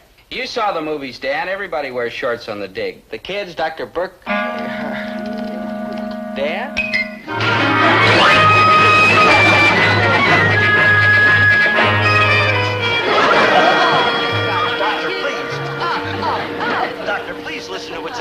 heart, and do me a favor. What? When you get to Egypt, don't wear shorts. Shorts. Shorts. All right. You promise? I promise. Honest and truly? Honest and truly. I won't wear shorts. Dobie won't wear shorts. Nobody won't wear shorts. Oh, you are all heart, ma'am. Well, I don't know what you are, Mr. Gillis, but I suspect that underneath all that sound and fury, you've got a little bit of heart yourself. You mad at me? No, Mr. Gillis. Oh, you are all heart, ma'am. Thank you. And on top of that, you are a very good-looking woman. Thank you. And if we'd had teachers like you when I was going to school, I'd still be going to school. Yeah. Good night, Mr. Gillis. No hard feelings? Certainly not. Good night, Mr. Gillis.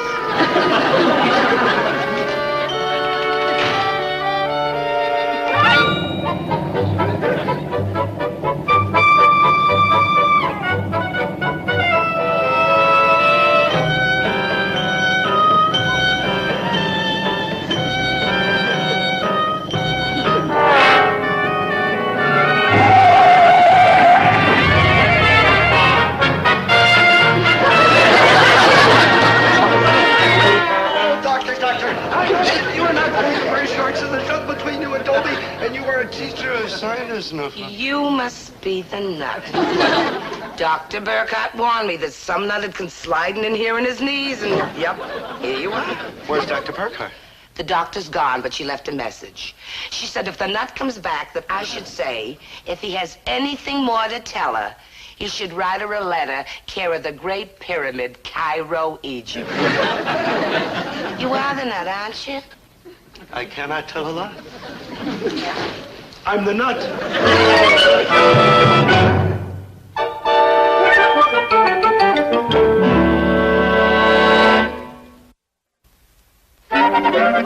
Like hi, Mr. G. Like hi, Mr. G. You want to know what I just got? Some other time, dear. Like a year from Friday, dear. Okay, I'll tell you. I just got a letter from my good buddy Dobie from Egypt.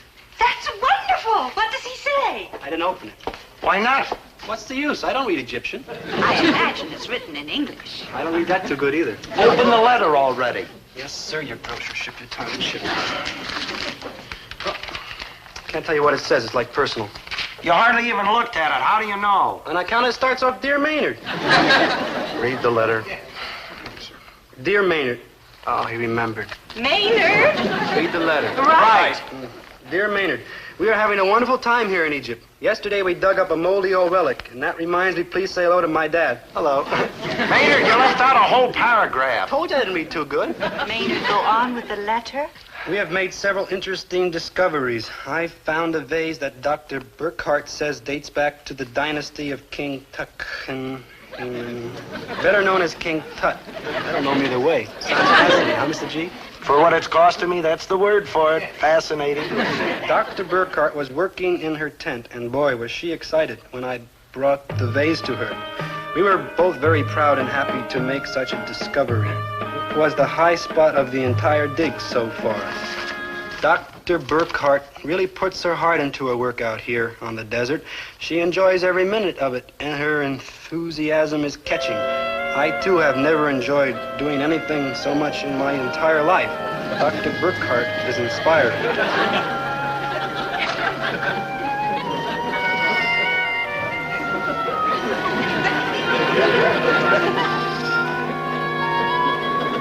The nights here are gorgeous. The moon is so close and the stars are so bright, and I feel like an entirely different person with new ideas about many things. Man, what a time you must be having, huh? I'm so glad he's having such a fine time. Read on, Maynard. This Egypt is the most. I want to come here again, year after year. Oh, Herbert, isn't it wonderful that Dobie's having such a fine time? Herbert? I think you probably can reach him carry the Great Pyramid, Cairo, Egypt.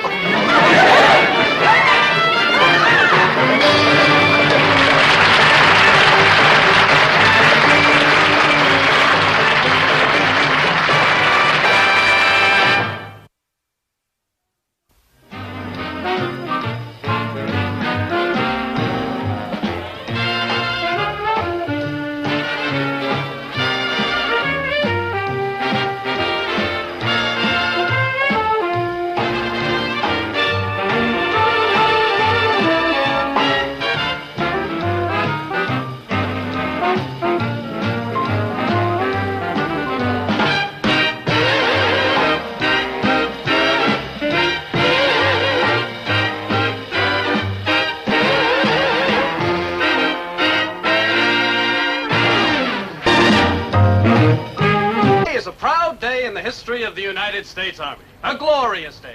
A day that will rank with Yorktown, with San Juan Hill, with VE Day, with VJ Day. Gentlemen, speaking for the United States Army, indeed for all America, I take excruciating pleasure in handing you your discharge.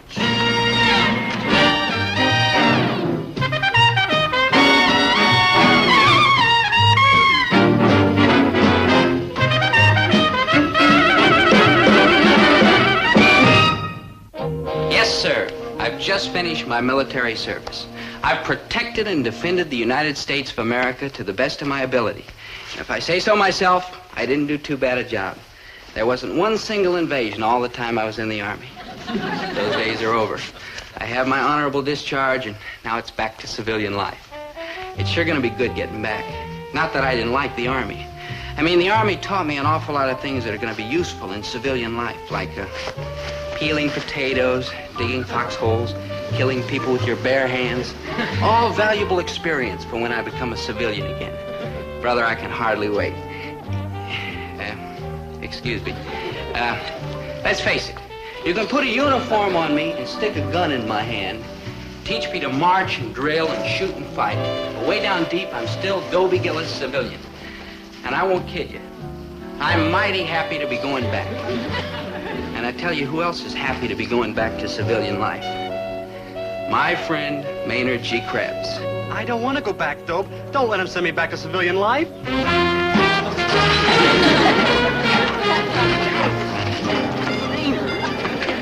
Maynard, please. Dope, they can't throw me out of the Army. I'm a citizen and a taxpayer. Maynard, you're not being thrown out. You've got an honorable discharge. What's the difference? I'm out.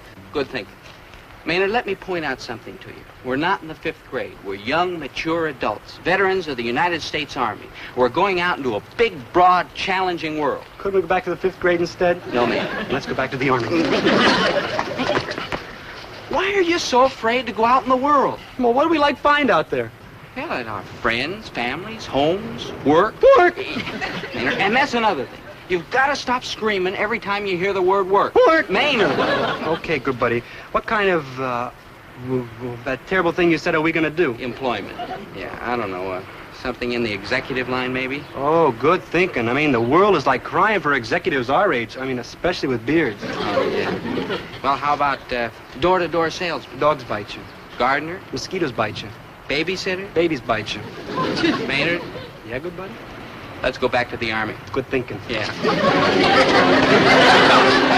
But, sir, friendship. No! Negative! No! No! Oh, well, never mind, Maynard. We'll just square our shoulders and grit our teeth. Walk with our heads held high, bravely, into the big, broad, challenging world.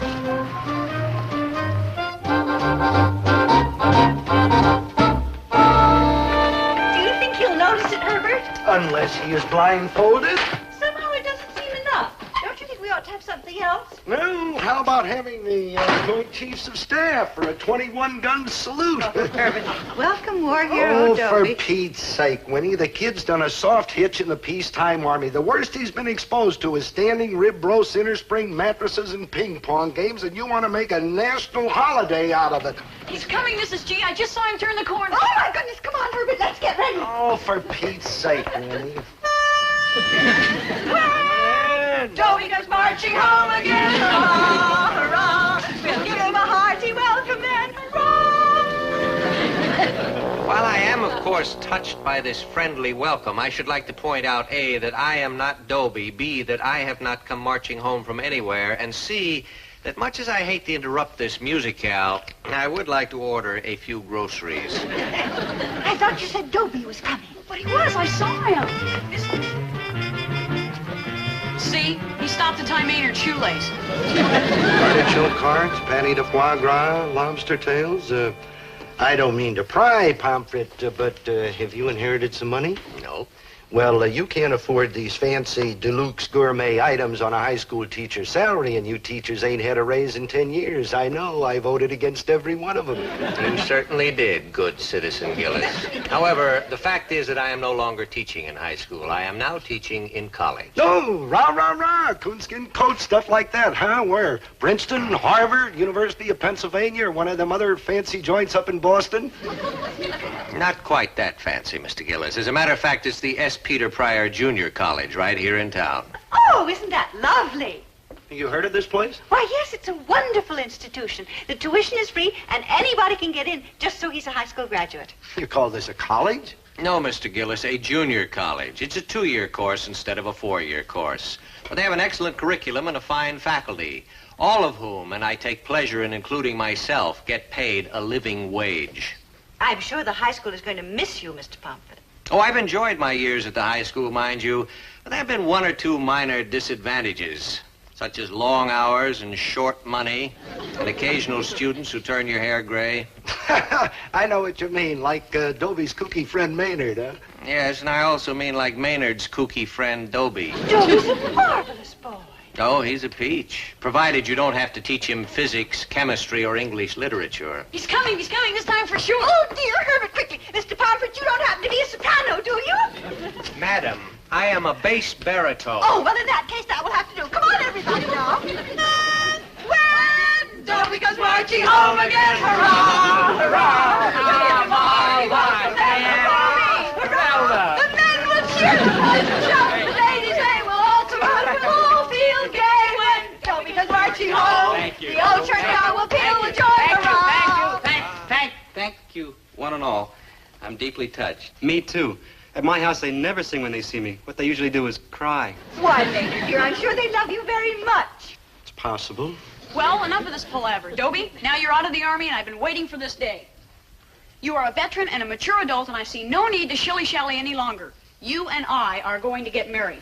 Here's my veil. Hang on. Zelda. Here's your boutonniere. Yeah. The ring. Uh-huh. The beautiful. Beautiful. Application for marriage license. Signed right here on mine. Zelda, dear, I'm sure that in the fullness of time, perhaps you and Dobie will want to get married. But in the meantime, dear, he needs to be rehabilitated. Yeah. I mean, he needs a mother's tender, loving care to smooth over the ugly scars that the Army has left upon him. Why, look at him, a hulk, a skeleton. Mom, I gained 14 pounds. Yeah, you ought to see him in the shower. Now, Mrs. Gillis. Now, Zelda. Now, both of you. You want to marry him. You want to fatten him up. Don't nobody around here care what I want. Here, you know what this is? Like, yeah, that's an ensign. Man, you don't see a lot of them no more. Maynard. This is my dream, my fondest hope. This sign hanging out in front, Gillis and Son. Well, I had this sign painted the night Dobie was born. I've waited all these years to make my dream come true. Gee, I'm getting pretty misty. And I'm getting pretty mid. Dad, you got a plan? Mom, you got a plan? Zelda, you got a plan? Wouldn't anybody care to ask me? Why, of course, dear. What do you want to do? What I really want to do is... Well, I don't really know. A stranger may be forgiven for interfering in family affairs. And Dobie, surely you must have some sort of a plan tucked away in the back of that tiny cranium. Well, yeah. When I got out of high school, I thought I had enough education. I mean, I thought there wasn't a heck of a lot more for me to know. But then I went into the Army and I learned a few things. And it seemed the more I learned, the more I knew I didn't know. What I'm trying to say, I'd like some more education. I'd like to go on to college. But I'm not kidding myself. My marks aren't good enough for college. And even if they were, where would I get the money for tuition? So I guess I just better forget the whole thing. I mean, there aren't any colleges that take guys without marks and without tuition. Well, I better be moving along. A lot of things to do today. Good nice to see all of you again. Mr. Pomfret. Where are you going? Yeah. Oh, it isn't fair. It just isn't fair. Now, I served my time with those guys in high school. I did my duty above and beyond. What is the name of that college you're teaching at, Mr. Pomfret? Where the tuition is free. Where any high school graduate can get in? Even me? Even you. The S. Peter Pryor Junior College? Well, Pompey? Maynard. Yes, sir. Dobie. Yes, sir. welcome, freshman.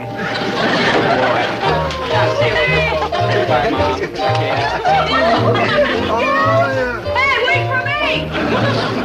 Think of it, Herbert. Our son, a college man. Yeah. Yeah. Rah, rah, rah.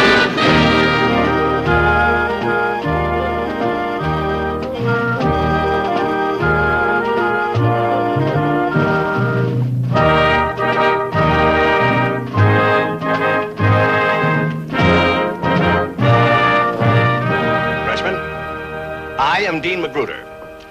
Let me welcome you to S. Peter Pryor Junior College. You'll be happy to hear that I'm not going to make a long speech. Now, I would like to make a long speech because nothing delights me more than the sound of my own voice. However, there's no time for a long speech.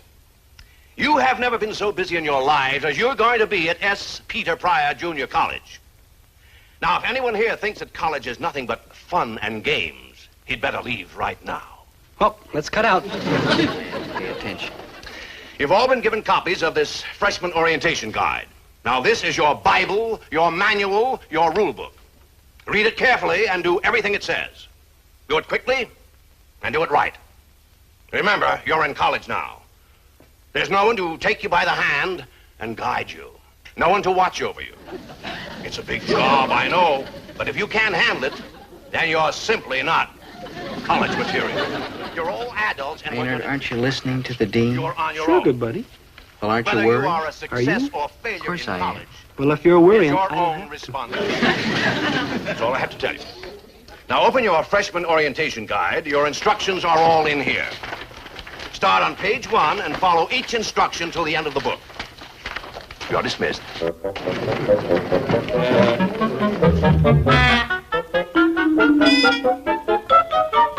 Now then, Mr. Gillis, I'm here to help you select a program of studies for your freshman year. Do you have any particular subjects that you're interested in? Well, I don't know, sir. They never do. But I know this. I want to learn. Now that I finally got to college, I'm going to give it a college try. You can bet on it. I am fortunately not a betting man. All right then, Mr. Gillis, let's take a look at the curriculum. What would you think of taking a pre-law course? Law. Yeah, law. I'm sure I wouldn't do too bad at it. Your confidence is touching. Yeah, law. It's kind of a natural for me. I mean, I'm fast on my feet, and I've got the gift of gab, and I'm so clean-cut and honest-looking that any jury would have to believe me. Yeah, law. I'd make a big reputation as a trial lawyer, and of course a lot of money. But that isn't the important part. The money, I mean. I'm a modest man with modest needs, and as soon as I took care of my modest requirements, I'd give up private practice. And become a judge. What else? There I'd be, sitting on the bench in my black robes. Uh-oh. What's the matter, Your Honor? Murder cases, the death penalty. I just couldn't do it, Mr. Wirtz. I mean, I'm a just man and a brilliant student of law, but I just couldn't bring myself to send a man to the chair. I'm sorry, but you see how it is. I see how it is. I guess I'm just all heart, sir. You're all something, Mr. Gillis. Heart. Hey, that gives me an idea. A brilliant idea. A great-hearted guy like me ought to take up medicine. Sure, that's what I ought to. Yeah, saving lives, healing the sick, the lame, the halt, performing fabulous operations. Uh-oh. Yes, Doctor? Operations. I can't stand the sight of blood. Oh, of course not. You're all heart. Thank you. You're welcome. Hey, I got an idea. With my big talent in science. What big talent? The big talent I showed when I became the great surgeon. That big that talent. big Yes. talent, Well, go on. With your big talent in science, you... Well, why don't I go into physics? I mean, this is the age of space exploration. Who knows? Maybe I could be the one who builds the first spaceship to Mars. Mr. Gillis, about your program. So far, we've eliminated law, medicine, and physics.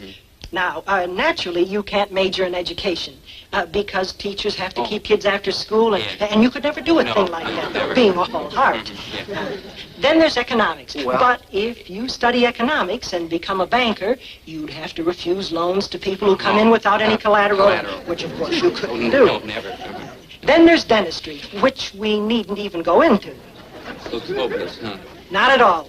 I've handled cases like yours before, thousands of them. I may say so myself, I've developed quite a technique for dealing with people like you. Oh? What's that? It's a kind of eeny, meeny, miny, mo.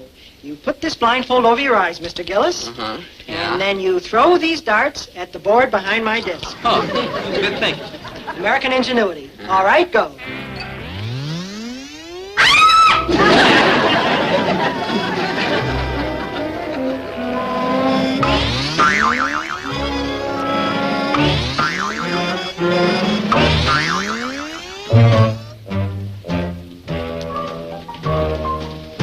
Well, what am I taking? Congratulations, Mr. Gillis. You're taking Russian literature, welding, and fingerprint identification. And if I were you, I'd leave the building by the back door.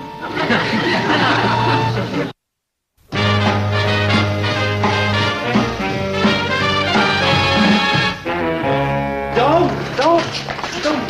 How come we're running? Because we gotta meet our big brothers and we're late. What big brothers? We ain't got no big brothers. We're an only child. Maynard, it's an old college custom. When you're new on campus, they give you a big brother to show you the ropes. Understand? No. Well, never mind. I'll explain later. Hi, what's your name? Krebs. Here it is, Krebs. I'm Tyler Crookshank. How do you do? I'm your big brother. Oh, you're Joshin. No, it says so right here. Krebs Maynard G. See? Yup, it's right there. Yeah. Well, all right, little brother, let me show you around. Dope, you were like right. I do have a big brother. And all my life I wanted my own really and truly big brother, and now I got one. Oh, shouldn't we like do something first? I mean, us being brothers and all? What do you mean? Well, I know it's probably like old-fashioned and out of style, but like I always say, blood is thicker than water. What are you getting at?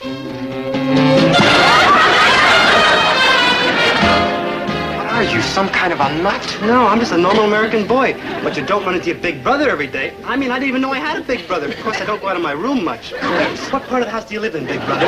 Krebs, I think you've got it a little mixed up. Yeah, I usually do. Oh, boy, am I glad I got a big brother. I mean, it's going to be screams tonight sitting around watching television and playing the bongos. And you can borrow my clothes anytime you want to, Krebs. I mean, what are brothers for? I mean, what's mine is yours. Here, you want to borrow my petrified frog? Krebs. Oh, would you listen? Sure, big brother.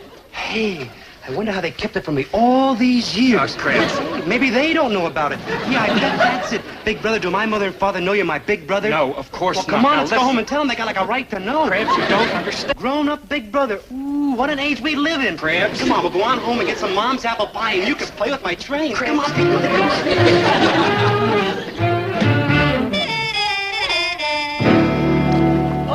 Hi, Mr. Pomfret. Like hiring a sir. Boy, what a break finding a familiar face. Yeah. This is my lucky day. Well, freshmen, how are things going? And I withdraw the question. Well, it's pretty confusing, Mr. Pomfret. All these buildings and strange places and new things to do. Now, I lost my way 6 times already today. You lost your way. I lost my big brother. I tied him to a tree so I could take him home after school, and now I can't find him. And Maynard, I must confess that I wondered how Dobie would make out in higher education. But as far as you're concerned, I never had the slightest doubt. Like, thanks. Like you're welcome. And all them programs we had to make out. Man, I never knew there was so many subjects in the whole world. By the way, what are all of you taking? Russian literature, welding, and fingerprint identification. I'm taking Swahili, wildlife management, and optical lens grinding. I'm taking marriage problems 1, 2, and 3. Zelda, we're in college now. Well, my luck hasn't entirely deserted me. What do you mean? I mean, my young barbarians, that fortunately I am not teaching any of the courses that you are taking. Oh? What are you teaching? English, biology, and fencing. English? Biology? Fencing? Oh, no. We could transfer. Sure, we could change our program so we could take Mr. Pomfret's classes. Just like the good old days. Hey, Mr. Pomfret, you didn't eat your lunch. I shall never eat again. Attention all freshmen. You will proceed at once to room 319, Vincent Hall. The doors close in 5 minutes.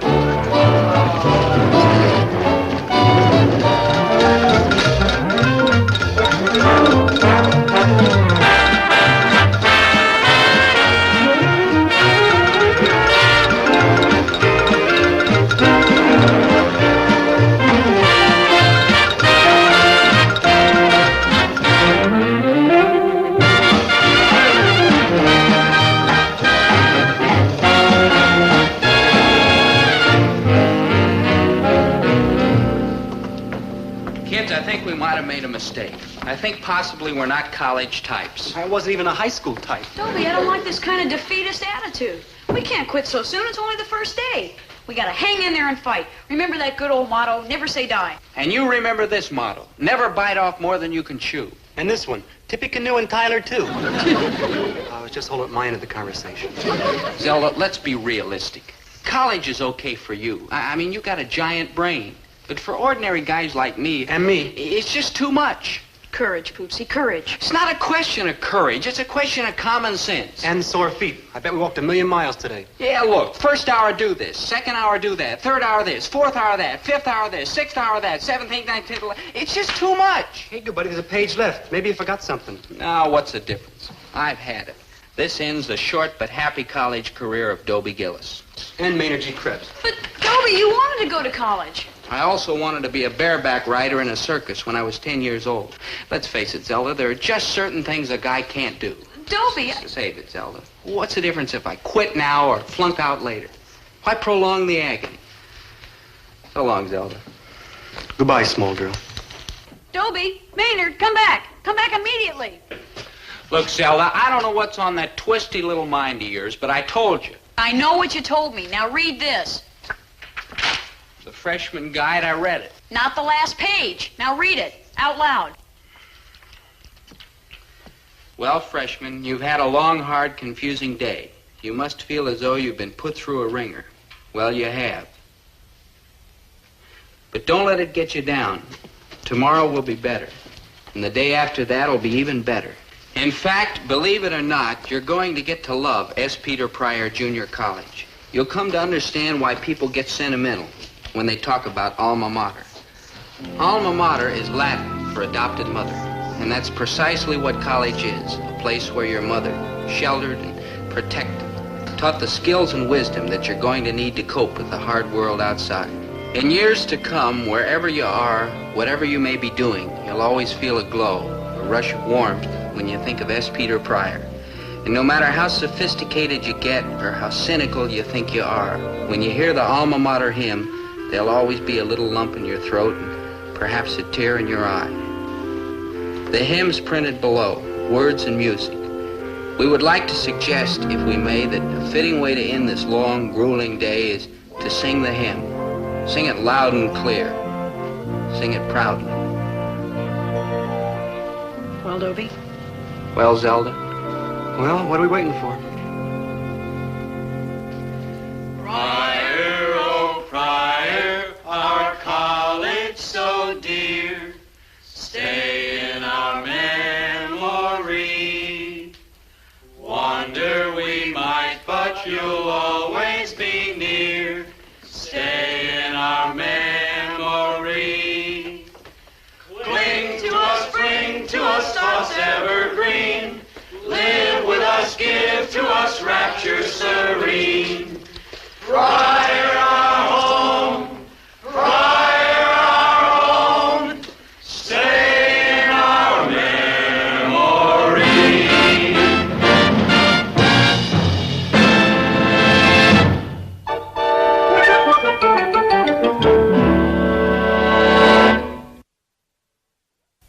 Oh, what a beautiful morning. Yeah, especially for putting out rubbish. I'm so sorry. I bet you didn't even touch your breakfast. No time, Mom. Got to get to school. You seem in an awful rush to get over to that college. No, I am, Dad. I don't want to miss a minute. You sure you woke the right boy this morning? This is our son, Dobie, running off to school like a racehorse. You must be very fond of college, dear. No, it's great. Dobie. Absolutely Come on, wonderful. Oh, bye, Mr. G. So long, folks. Isn't it wonderful the way Dobie loves college? Yeah, that's the word for it. Wonderful.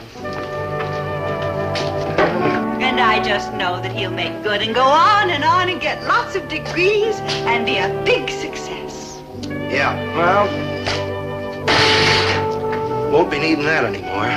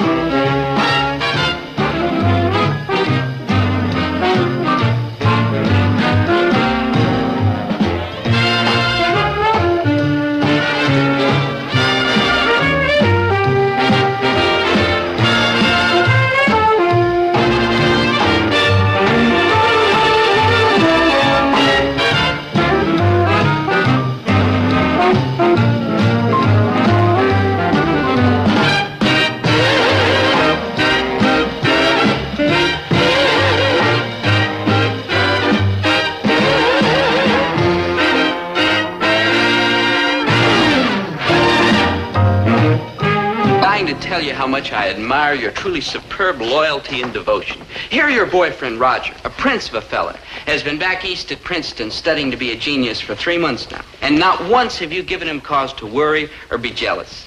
Yes, Bernadine, it's girls like you who give me faith in the honesty and integrity of American womanhood. Oh, well, thank you. Wait, there's more. Oh, what? I love you. Let's go steady. Back off, you big phony, or get a face full of elbow. No, my great tawny animal. All that blabber about admiring my devotion and loyalty. Ha! But I'm all for him. Ha! For a week, maybe, even 2. But after 3 months, it's not loyalty, it's insanity. Roger and I have a heaven-sent relationship, and no creep like you is going to torpedo it. Very well, then, my love. Reject me. Fling me away. Turn me into a drifting, aimless, mindless, hopeless wreck. You rang? No, Maynard, I didn't. Please, I'm busy. And now, my angel, where were we? You were a hopeless wreck. Now get lost. Maynard, the dance starts early tonight. Could you pick me up at 9? Nope, I'm like unavailable to 10. Oh, but Maynard, 10's awfully late. Well, don't quibble, chick. Take it or leave it. I'll take it. 10 will be perfect. Well, that's better. Now the loot for the tuxedo. Oh, all right. Oh, yeah, the taxi fare. Oh, of course. Ooh, and a big hunk of miscellaneous for odds and like ends. Well, all right. Here.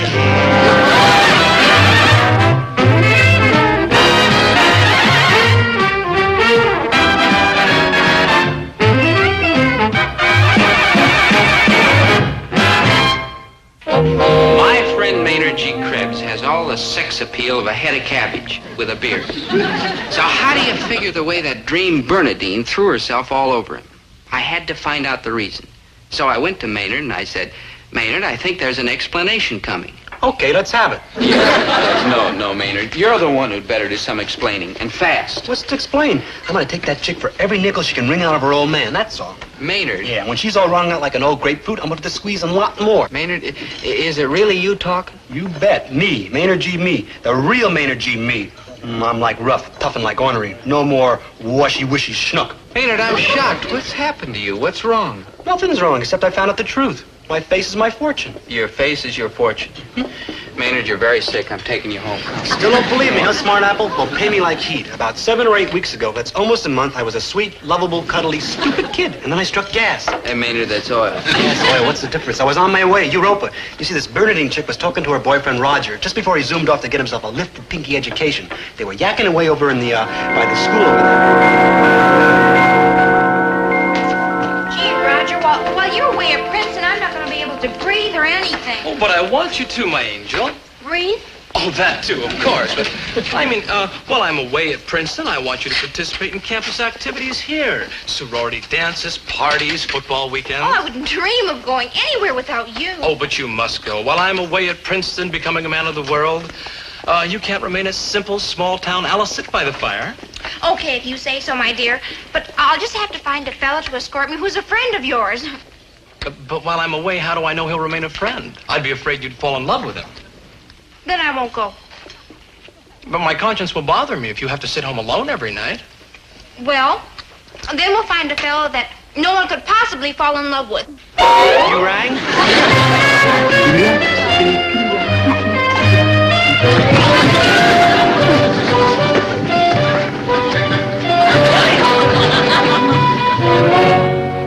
When that disastrous event took place, it was precisely 3:27.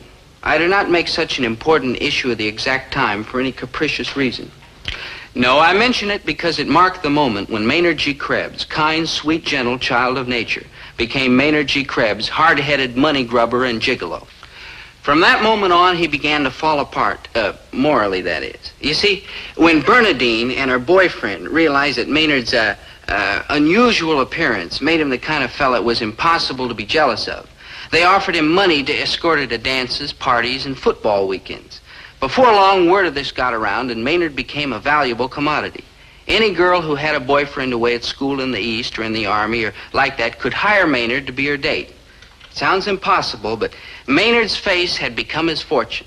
Of all the faces a boyfriend could never be jealous of, Maynard's was the undisputed champion, and he was cashing in on it. The whole situation was disgraceful and degrading. But Maynard, the poor misguided fool, didn't realize it. In fact... Maynard, I've been looking all over for you. You've got to reconsider my offer. Oh, flake off, doll. One chick at a time is all I can handle. And my waiting list is longer than your arm. And your arm, too. But Myron's been away at West Point for over a month now. And tomorrow is sophomore prom day. Those are the breaks. Please, Maynard, I'll guarantee you an all-expense-paid visit to Perry's Pizza Parlor after every dance. Cut the wailing, girl. You're bugging me. Darlene, I'd be honored to escort As you to were, the... Sonny. One look at you and Myron would drop me and mangle you. Maynard, please let me know the minute you have an opening. I'm missing out on everything. Zoom off, Lulu. See what I mean, Doe? A normal-looking face like yours gets you straight to Nowheresville. But a kisser like mine, man, it's worth its weight in pistachio caramel sundaes. I can't believe it. What happened to the Maynard G. Krebs who used to spend hours feeding the squirrels in the park? The Maynard G. Krebs who climbed over the fence at the dog pound to free helpless pups. The Maynard G. Krebs who likes to watch sunsets and flowers and rainbows after a thunderstorm. What happened to that sweet, kind, warm-hearted fella? He went that away, and who needs such a muttonhead? Look, Doe, my client bought me a beautiful plaid vest to go with my tuxedo ensemble. And I gotta go over to the tailor for a fitting, so I'll see you later. Maynard, what you're doing is un-American. Oh, Maynard, I've got to talk to you. Ralph's been at... Unhand me, wench. Ooh, man, what a disadjusted world we live in. I mean, I keep wondering, will supply ever equal demand? Drusilla, my dear. Do you realize that we are witnessing the destruction of the soul of Maynard G. Krebs before our very eyes? And worst of all, the poor misguided creature doesn't even realize how horribly bad off he is.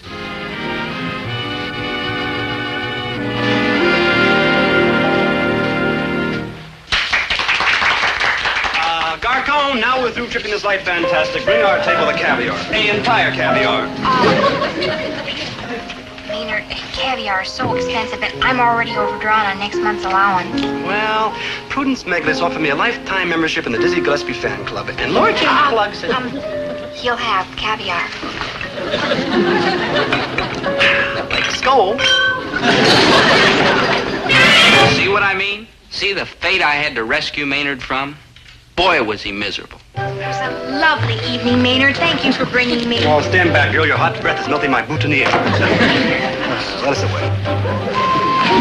Maynard, come with me. I'm saving. Oh, you gotta be some kind of a nut. I'm not gonna stand by and let you ruin it. Get him back, you nuthead, or I'll call a paddy wagon. Maynard, I'm gonna take you back to the kind of life you used to lead.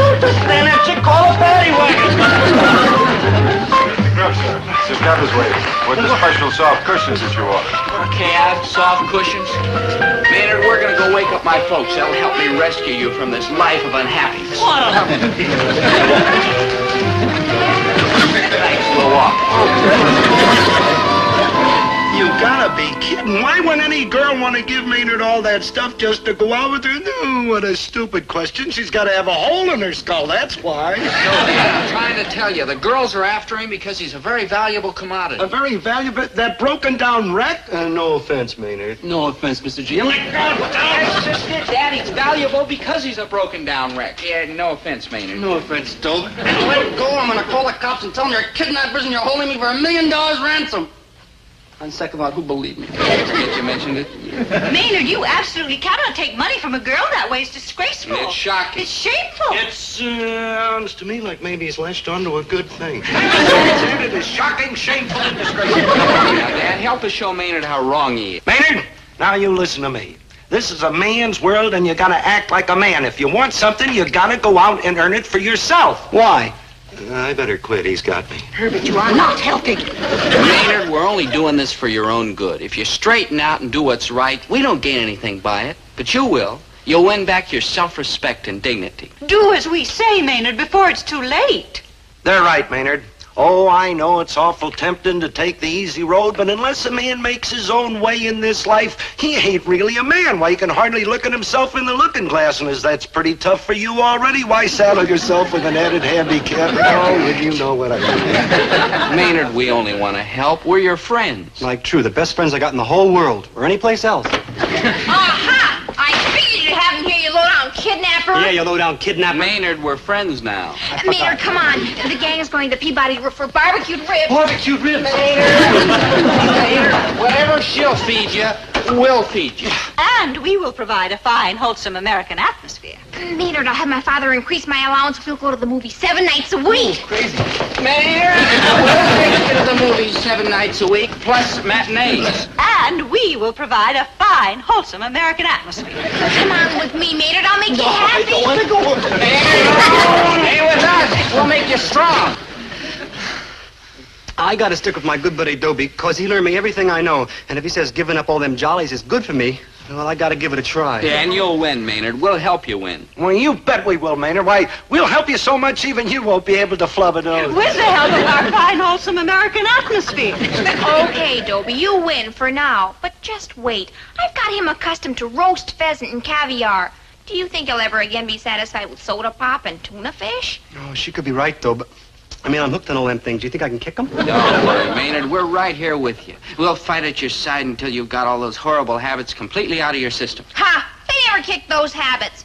He'll be back in 24 hours for the soft, easy, luxurious life. Bye-bye, Maynard. See you soon. Real soon. Oh, now you're acting like a man, Maynard. And whenever you think you're slipping back, you just yell for us. We'll get you whatever that hussy would get for you. Yeah, and forget about what it costs, Maynard. You're much more important than mere money. That's right, boy. Forget about what it costs. After all, the important thing is forget about when it costs. Now, just hold the phone. You mean I gotta shell out a lot of loot just Yes, so, Herbert, man? we Yes, do. Herbert, she do. Maynard, be my guest. Thanks, Dan. Saving Maynard will be worth whatever it costs. You won't regret it. Would you like to make book on that? D-Day, H-hour. The battle had begun. It was bound to be a tough fight, but the game was well worth the candle. For the candle was nothing less than the soul of Maynard G. Krebs.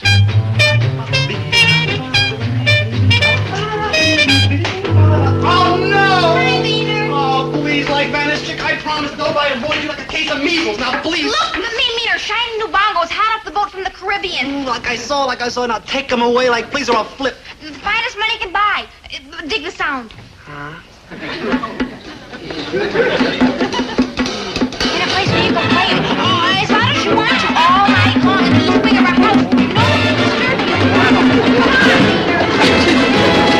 Just a darn minute. Beat it, Dobie. You're too late. I told you he'd come back to me. No, he won't. He's strong enough to resist you. Right, Maynard? Right, Maynard? She said she'd give me them high-class bongos.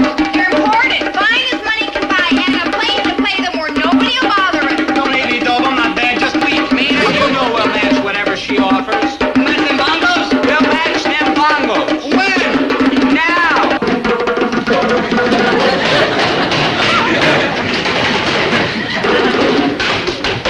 Ain't it bad enough I had to shell out all the loot for them drums without I gotta get up and listen to them, too? And Maynard has to have an audience when he puts on a performance. You call that a performance? It's more like an old Mongolian torture.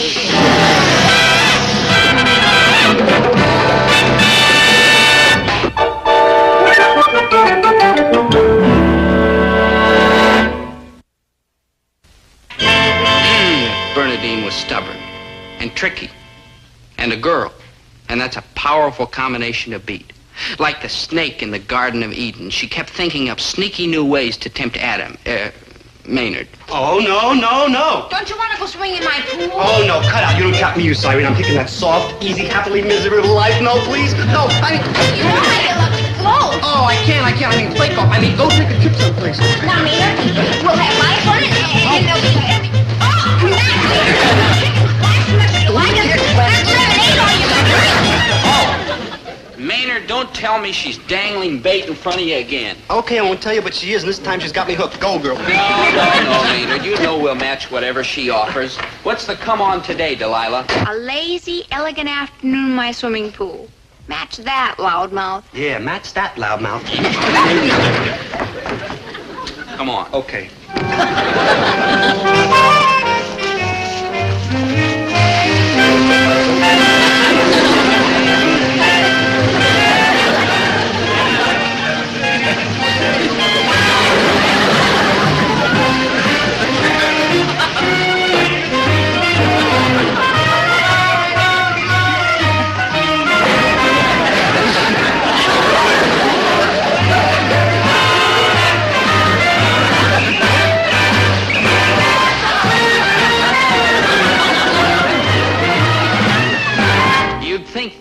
have scared Bernadine off, wouldn't you? But no, the battle for Maynard's soul went on. The enemy was still full of fight. And then we'll go to the La Fiesta room. They got the best Latin band in town. You know how you love to cha-cha-cha the way I showed you? Yes, the greatest. All that cucaracha rhythm. A swinging night of cha-cha-cha. Top that, big talker. Yeah, nothing to it. Oh, yeah? We'll see. We'll see. And that Bernadine thought she had us stuck. Boy, you've got to get up pretty early in the morning to beat us Gillises. Maynard, Mom's the best cha-cha dancer in the whole neighborhood. Well, for my age, that is. Come, Maynard. Shall we show them how to cut a Latin rock? Olé! Viva la Senorita G! That's Mrs. G in like Latin, you see. We know, Maynard. We know. Dance already. Oh. Ready? And one. And one. I thought Bernadine taught you how to dance the cha-cha. Like true, but I was too chicken to lead, and she only learned me how to follow. You can only follow her. Can't you lead? Oh, I wouldn't know how, dear. We're sunk. No wonder that Bernadine was so sure of herself. Ooh, that music. Man, what a beat. Well, there's nobody here to dance with, so I better go down to the La Fiesta room and find that twinkle-toed chick. Oh, no, Maynard. Don't go back to her. Fight that temptation, Maynard. Fight! I'm sorry, Mrs. G. Dobe G. Dobe G, that means that... I know, Maynard. I know. I tried. Honest, I did. But it's bigger than the both of me. So, like, farewell and au revoir. And 1, 2. Cha-cha-cha. 1, 2. Hold it, boy. Oh, let go, Mr. G. You're cheating. You said you promised you'd give me anything the chick couldn't. I gotta have somebody to lead me in the cha-cha-cha. I just gotta. So, when the little lady was becoming the best cha-cha-cha dancer in the neighborhood, for her age, that is, who do you think was leading her? Shall we dance? Cha-cha-cha. 1, 2. Cha-cha-cha. 1, 2. Cha-cha-cha. 1, 2. Cha-cha-cha. 1, 2. Cha-cha-cha. 1,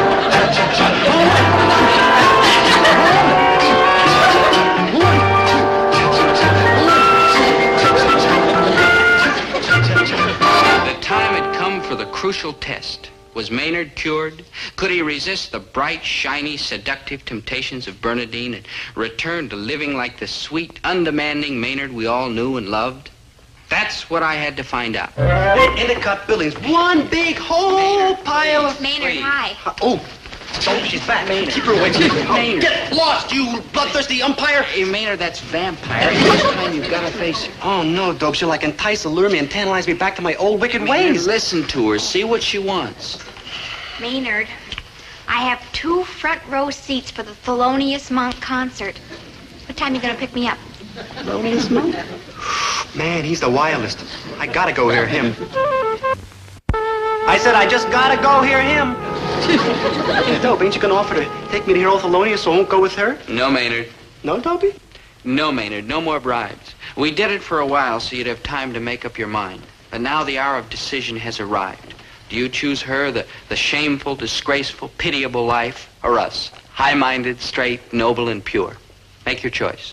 Choose me, Maynard. I'll give you steak and lobster dinners. That's right, she will. And tons of stereo records. That's right, she will. It'll be a life of sheer fun and pleasure. That's true, and all we can offer you is friendship and honor and a chance for you to regain your self-respect. Come, Maynard. Let us away. Dobie. Yes, Maynard? Yes, Maynard. I... Well, Maynard. Well, Maynard? I'm staying with you, good buddy. I'm cured. All of a sudden, I don't want no more of them fancy doodads somebody else pays for. Namely, a chick. Maynard, that's wonderful. Just wonderful. Maynard, have you gone soft in the head or something? I'm offering you all the luxuries a young man could want. Sure. On account of you want something from me. My face and my lovable personality so you can swing with the hoity-toity set and still keep your boyfriend. True. But with Dobe here, it's different. I can't do him no good. True. In fact, all I ever do is give him headaches. But, I mean, he don't want nothing from me except I should be his friend. He's got no ulterior motives. That's how I know his way is the right way. Because I'm the only one who, like, helps.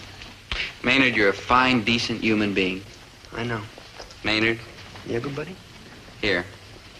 You're all heart, sir. Oh, I hope you two will be very happy. Don't talk about you evil woman. Maynard, Bernadine, you put up a good fight and you deserve a lot of credit. Well, thank you, Dobie. You're okay, too. You really stick up for your principles. Gee, it's too bad we couldn't have met under different circumstances. True, we might have become good friends. That's quite possible. Well, goodbye. And don't come back, you evil woman, trying to ruin a sweet, cuddly, lovable kid like me.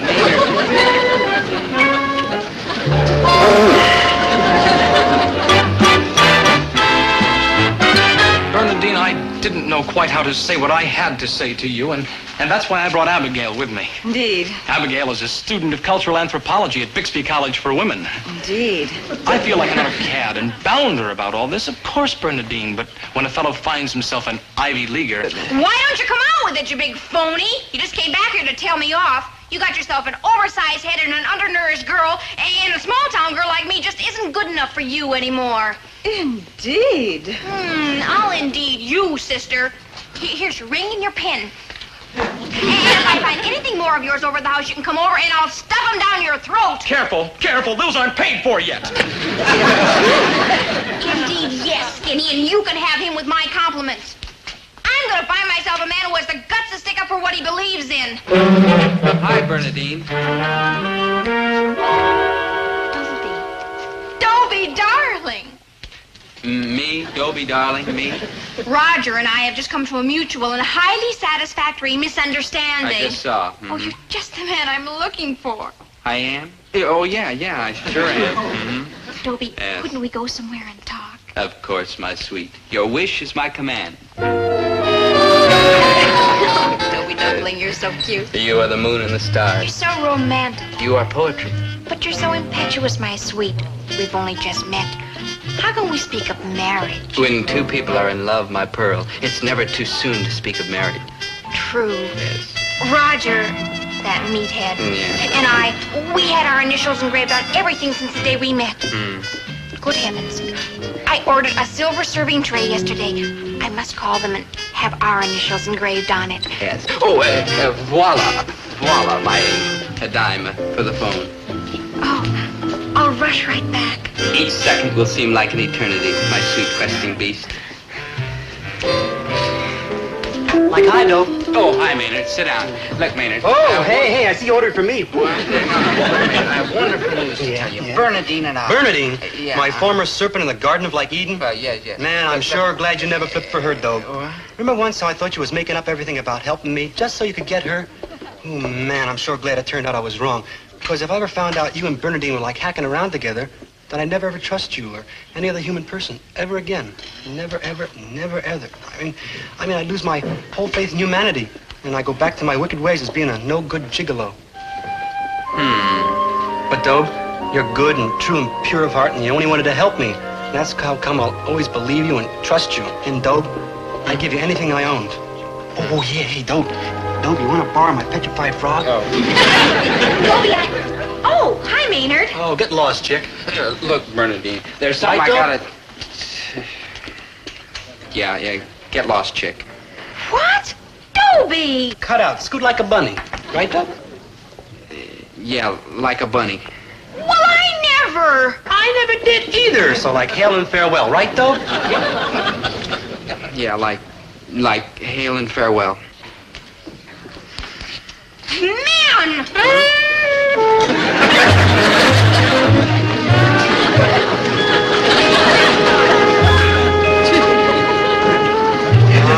Chicks, who needs them anyhow? We always got each other, right, good buddy? I'm afraid so, Maynard. I'm afraid so.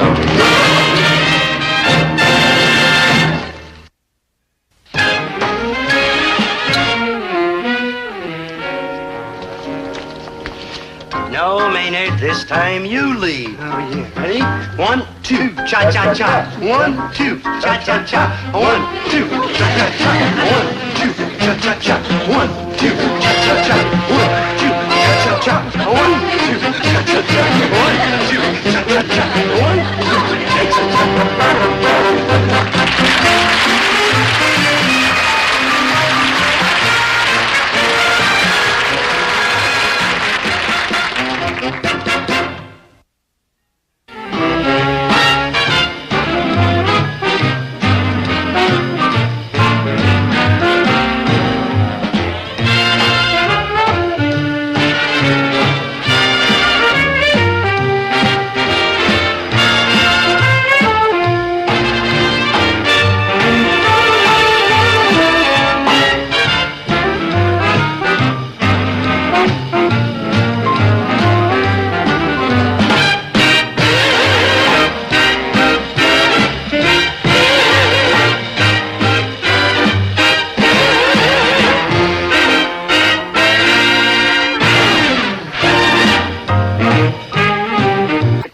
represents progress in science. This is my friend Maynard G. Krebs. He represents, well, nobody can quite tell what Maynard represents. Now, what do these four things have in common? Just wait and see.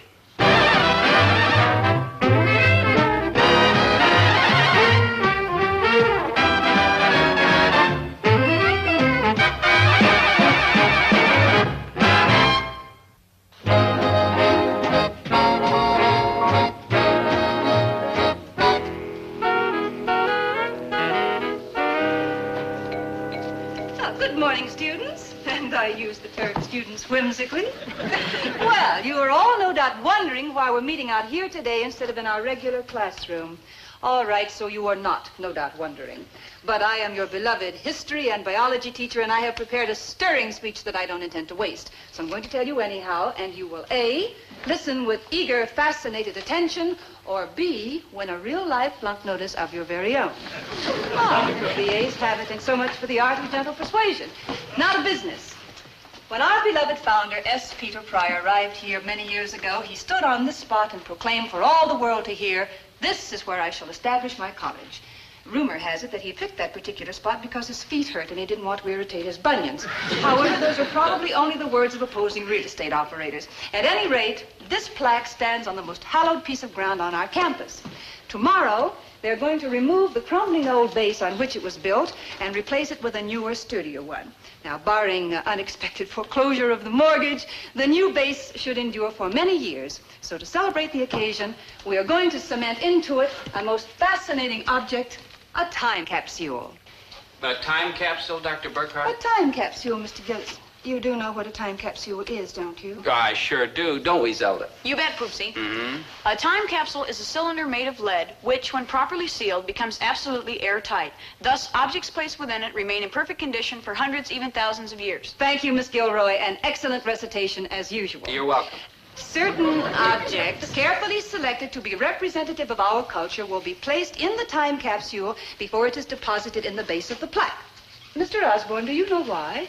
So that people can open the capsule thousands of years from now and immediately learn what superb creatures we were back here in the 20th century, correct? Correct. Naturally. Tell me, Mr. Gillis, what article would you choose? Now, think carefully. It isn't a choice to be made lightly.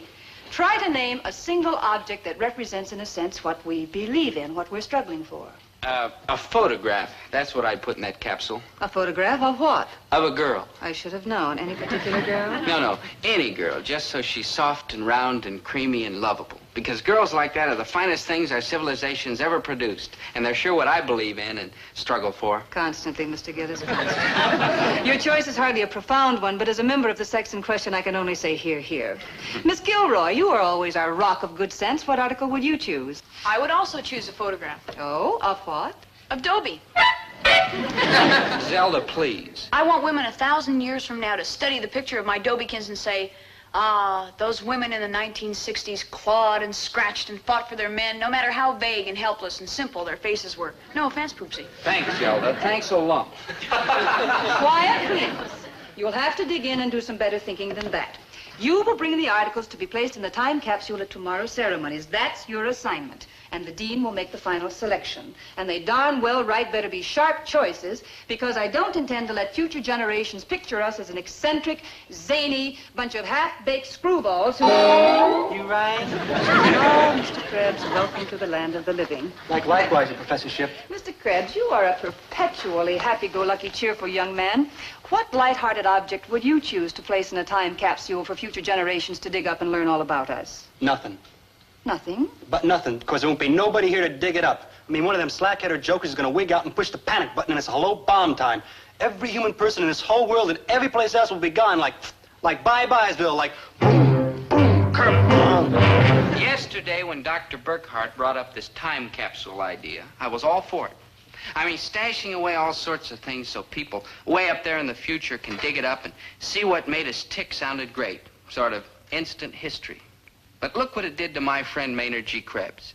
Since the minute he laid eyes on this capsule, all he can do is run around hollering, boom, boom, kerboom. Boom, boom, kerboom. Maynard, I want you to cut that out this minute. You've been wailing and carrying on like a stuck pig ever since you saw that time capsule. What? What started it? What got you into this screwy mood? It ain't screwy. It's like very mental. And it was a newspaper. No. What was different about this newspaper? I read it. No. Now concentrate, Maynard. What'd you read in this newspaper that got you so shook up? Oh, terrible, scary things, good buddy. People fighting other people, stabbing them, beating them up. Arson, they call it. Yeah. Robbing, knifing, cracking skulls. I see. That was only the comic page. Wait till you hear what's going on in the real world. Maynard, I understand. Yeah, and everybody's threatening everybody else. Overseas foreign countries yelling at us, yelling overseas foreign countries, and there's armies and rockets. Maynard, what's wrong?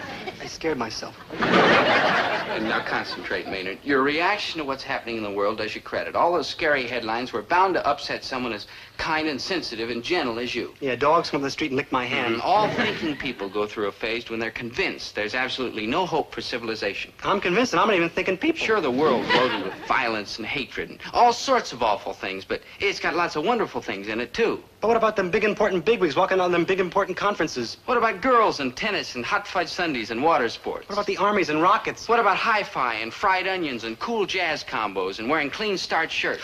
What you say? Excuse me, Maynard. Skip the clean starch shirts. Maynard, stop looking on the dark side. There's good and bad in this world, and we can live with both of them. We always have. I don't know, Dobe. I'm like worried and scared and jumpy. And man, when I feel like that, there's only one thing to do. Maynard. No, don't try and stop me, good buddy. It's the only way I can think and clear my head.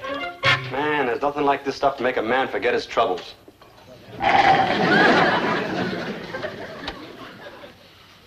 Oh, what I wouldn't give for a lifetime supply of that Tutti Frutti on the rocks. Just what would you give, Krabs, baby? You name it, you got it, Waldo. Then refresh yourself, my bearded gourmand. You paying? I'm paying. Oh, I'm eating. Like, whoa, what's the catch? Catch? The joker, the kickback, the booby trap. With you, there's got to be one, Chatsworth. That's most unkind, Krabs, baby. True, but most unkind. Actually, Maney-Doo, it's quite simple. Item. You hold a part-time job feeding the owls in Dr. Burkhart's biology laboratory. True? Like true. I got away with owls. Item. Also kept in Dr. Burkhart's laboratory, in her desk, near the owls, are the questions for the biology exam she intends to give next week. True? Like true. So? So, I want you to steal them for me. The owls? The exam questions, you ninny. Oh, I don't know, Chatsworth. I myself am not personally enrolled in biology. I mean, I have enough trouble speaking English. Me steal? Me, Maynard G. Honest? Quiet, you owe. Me, Burgle? Maynard G. Honorable? They'll hear you. I don't care. I'm 100% an American boy, and I don't do nothing dishonest, and I count I have a conscience. Correction, Maney-Doo. You used to have a conscience, but it's useless to you now because none of us will even be here in the very, very near future. The end of civilization, isn't that what you said yourself? Like true, we're heading and zooming right for boom, boom, kerboom. Correct. And so, gracefully expressed. So, Krabs, baby, since you won't be around for your conscience to annoy you anyhow, why not enjoy yourself now in the gay, fun-filled, delightful, madcap present? Refresh yourself, dear crony, and there's oodles more where that came from if you obtain the exam questions for me. Oh, I don't know, Chat. I merely need to see them for a few moments, then you can return them. All right, then. I'll throw in a dozen new stereo records. But Chat... Very well, then. Make that 2 dozen. But Chat... And a fabulous custom-built hi-fi set to play them on. But that's as high as I go. Oh, gad, man, you're a shrewd bargainer, you hard-fisted businessman, you. Me? You. Thank you, noble citizen. Thank you. You are performing a glorious deed for your school and your country. Such an exam question? You see, under normal circumstances, I, Chatsworth Osborne, Jr., with my superior Osborne brain, would have no need whatsoever for advanced copies of the examination questions. Why, then, am I in difficulty now, you ask? Who's asking? I shall tell you since you insist. Who's insisting? As the sole member of the Osborne dynasty, currently enrolled in this fine institution, I have certain solemn obligations. After all, who is best qualified to keep the name of our school bright and shining and continually in the public eye? Who? The owl. And Osborne, of course. When students drop paper bags filled with water on passing citizens, who must take the lead by dropping the first bag? Who? And Osborne. When students swallow goldfish, who must take the first swallow? And Osborne. When students cram into telephone booths, who must be the first to cram in and the last to crawl out? And Osborne, that's who. With such a tradition to uphold, can I be untrue to my family's reputation by shirking my obligation? No! Hence, I have had no time whatsoever for such prosaic matters as studying for a biology examination. When duty calls, and Osborne answers. Chatsworth, you're all heart. I surely am. Too bad you're such a low-down rat. It is a shame, isn't it? Now, tell me, when will you be able to borrow the exam questions from Dr. Burkhart's desk? Oh, Chatsworth. Don't bother thanking me, Maney-Doo. When do you go to feed the owls in Dr. Burkhart's lab? 1 o'clock on the dot. It's 1:30 now. I must have missed the dot. Why are you dallying? Away, away, away. Hurry yourself to that laboratory post-haste. I don't know, Chatsworth. I gotta give this some high-powered thinking. With what? No, Crash, baby. I just meant give it all the time you need. Up to immediately. Well, my head's kind of cute, but it don't figure out things too good. What I need is some advice. Advice? Yeah, like right away quick. And I know where to get it, too. From a person who's smart and intelligent and brainy and very, very deep. Who says a propeller beanie and a sweet potato aren't great examples of the kind of people we are? I do, and I'm beginning to wonder whether you're worth all the time and effort I'm putting in trying to get you to shape up. I'm not, Zelda, so goodbye. You are, and stop with the tricks already. You'll never get away. Zelda, what do you want with me? I'm shiftless, irresponsible, I'm not too bright. That's right, Snookums. You don't agree so fast. Also, you squint, you're pigeon-toed, and you'll be bald before you're 30.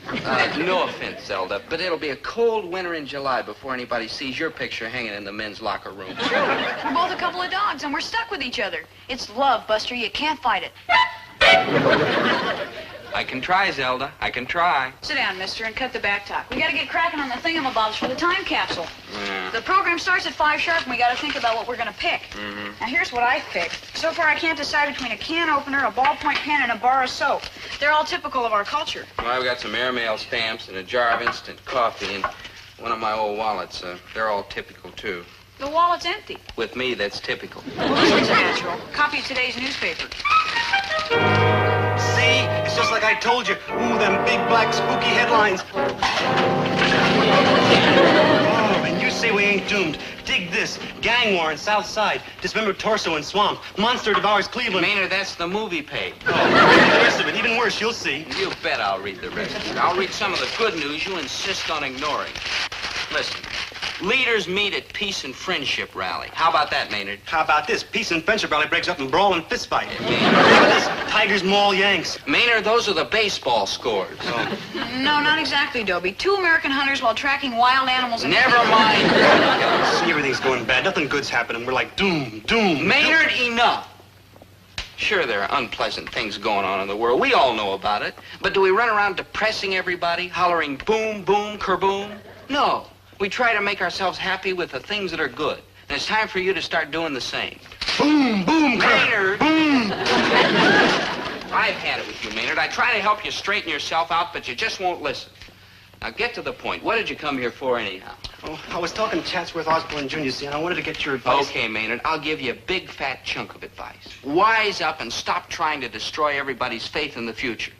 If everybody felt the way you do, we might just as well run up a white flag and quit. There'd be no difference between right and wrong, between good and bad. Everybody'd do exactly as he pleased because there wouldn't be any tomorrow to think about. If you wanted something, it'd be fine and dandy to go right ahead and take it or steal it. Why worry about how you'll feel about it tomorrow? Because there isn't going to be any tomorrow. Now, what's this question you want to ask about Chatsworth? Oh, it don't matter. You just answered it. Like, bye. Don't bother dragging the river from my body. Maynard, look. Cause I ain't got the bus fare to get to the river.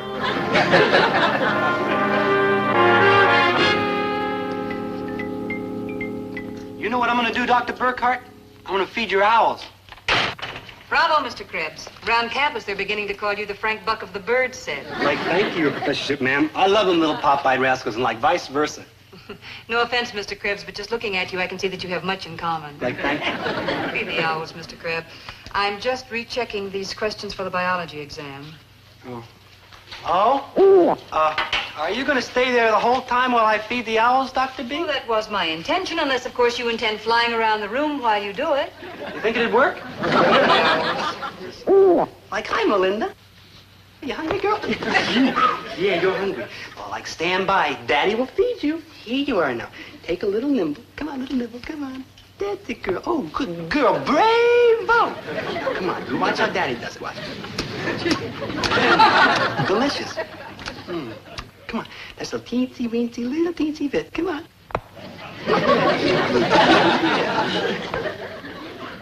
You don't want any iris, huh? You're too fat already. Come on. Yeah. Hey, how about a song while you're eating, huh? No, not you. Me. Melinda is my dearest friend. The hours we do spend. Play ball, not at all. She's now on a perch. No offense, Mr. Krebs. Krebs, but I just remembered that I have to rush home and see if my house is on fire. I'll be back in... How long will it take you to feed the owls? Oh, around like 10 or 5 minutes, depending. Depending on what? I don't know. Everybody else says depending, so I say it too. I'll be back in like around 10 or 5 minutes. I'm sure you and your feathered friends won't mind being left alone. Naturally, won't mind being left alone. Alone in Dr. Burkhart's lab with the biology questions? Boom, boom, kerboom. Your conscience is useless now because none of us will even be here in the very, very near future. Boom, boom, kerboom. If you wanted something, it'd be fine and dandy to go right ahead and take it or steal it. Why worry about tomorrow? Man, I'd like to tell you two guys to flake off. If I only had a conscience. But what goes a conscience in a world that ain't long for this world? Unlimited sodas, sundaes, stereo records, fabulous hi-fi set. There isn't going to be any tomorrow. Boom, boom, kerboom. It's an unfair battle. Heart's like red, white, and blue, but my backbone's pure yellow.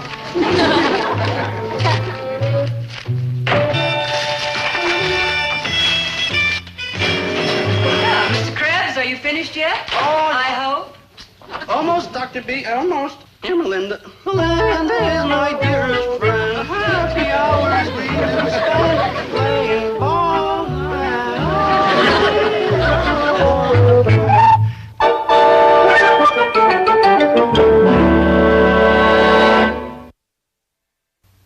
Poor Maynard.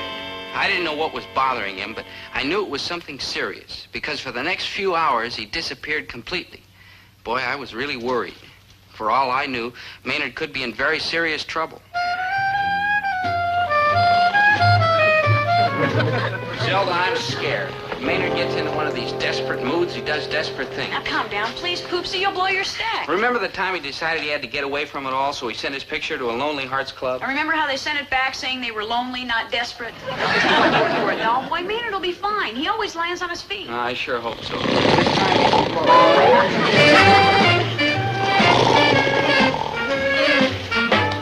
Maynard, wake up. Maynard, where you been? We've been half out of our minds worrying about you. I had like problems, so I took a walk to do some thinking. And what happened? Oh, you know me, Dobie. As soon as I think for more than 2 or 3 minutes, I fall asleep. Like this. Did you solve your problem? Not yet. I'm still thinking. This problem of yours, does it have something to do with this boom, boom, kerboom silliness you've been carrying on about? It ain't silly, and yes, don't you see, Dobie, if things ain't black and gloomy like I've been telling you, how come we don't know it? Maynard. How come every time you read one of them newspapers, nothing looks better, only worse? Including your English. Listen, I don't know how I can prove to you that the world isn't on its last legs, but somehow inside, I just know it. We all do. Sure, Maynard, and when the time comes, you'll know it, too. You'll feel it in your bones. You'll sense it. Now, the cornerstone ceremony's starting. We'd better go. Come on, Zelda.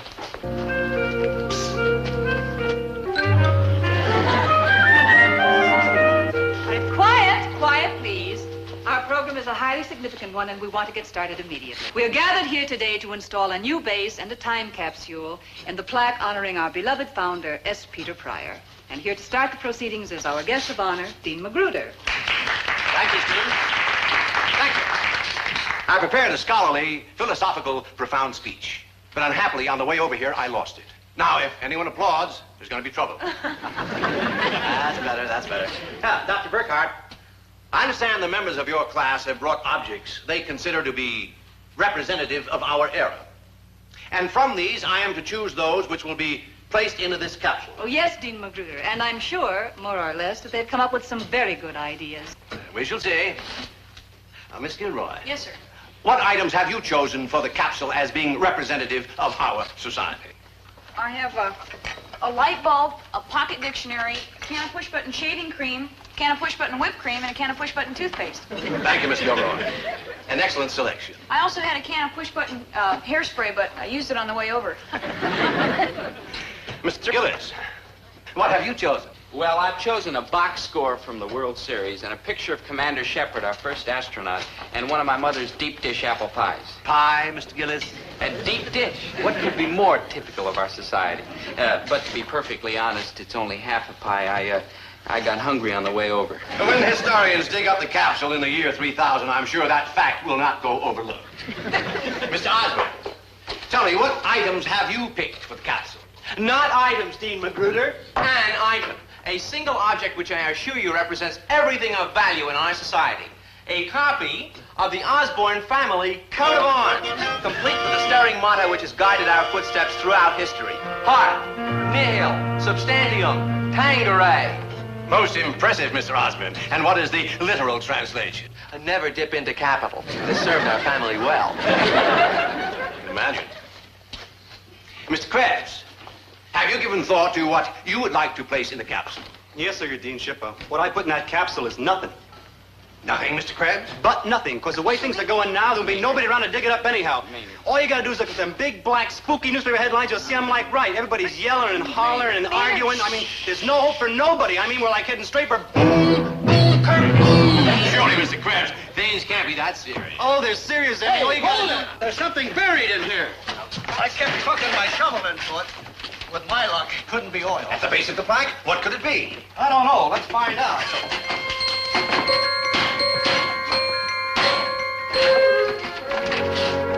Newspaper. President says war inevitable. Future termed hopeless. Leaders agree. See, what did I tell you? Like hopeless, like woe is me, like boom, boom. Just a minute, Mr. Krebs. Let me read further. Civilization on verge of collapse. Like, wow, let's head for the hills. It's even worse than I thought. Yes, mankind headed for calamity. And the paper is dated 1911. That's 50 years ago. Yeah, that's exactly what I've been telling you. I mean, we're miserable. 50 years ago? Yes, Mr. Krebs, 50 years ago. When they put in the original base for that statue, even then, apparently, they knew something about time capsules. Don't you see, Maynard? Everybody's own time seems like the worst time in history while they're living in it. I guess our own time seems that way to us. But that doesn't mean we're not going to survive and grow and maybe even turn out better. That's the way it is with people. 50 years ago, they didn't think we had any future either. But we're still here, aren't we? Still struggling, but still around. Yeah, I guess cats like us will always be around. I mean, we don't use our heads too good all the time, but we're sure in there trying. Good thinking, Maynard. Very good thinking, Maynard. Very good thinking, Maynard. But like, thank you, Dr. May we dispense with old home week and get on with the ceremony? Now, Mr. Krebs, do you still want to put nothing in the time capsule? Oh, no, your cap and gown ship. I want to put something real progressive in there. A note. Here, here's it. Write this good small girl. To all you cats in Futureville, like, hi. We just want you to know that things back here ain't as bad as they seem. In fact, they're like the greatest. Signed, Maynard G. Krebs, 20th century citizen. Greatest. Here, Maynard, sign it. Very impressive, Mr. Krebs. I'm proud of you. So am I, Maynard. Dobe, I only got one question. Do you spell Krebs with a K or a C? Welcome home, Maynard.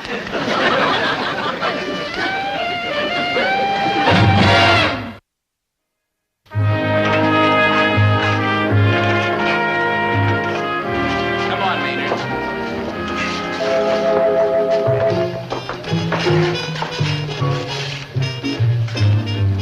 I know there, Krebs, baby. You're just the chap I've been looking for. Like, okay, Chatsy, I ain't backing out of no deals. Here's the exam questions I stitched from Dr. Burkhart's lab. I, Maynard G. Krebs, boy crook. And here's a gift certificate for the finest hi-fi set available, plus the specified number of stereo records as per our agreement.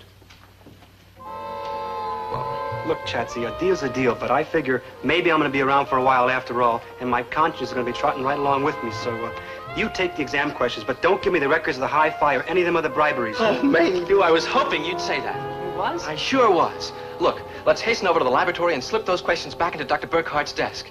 After all, if an Osborne can't afford to flunk a test honestly once in a while, who may one ask can? You may be a no-good slob, Chatsy, but you're a fine, decent no-good slob. Snob, and likewise, Krebs, baby. Yeah, I'm getting pretty misty. So am I.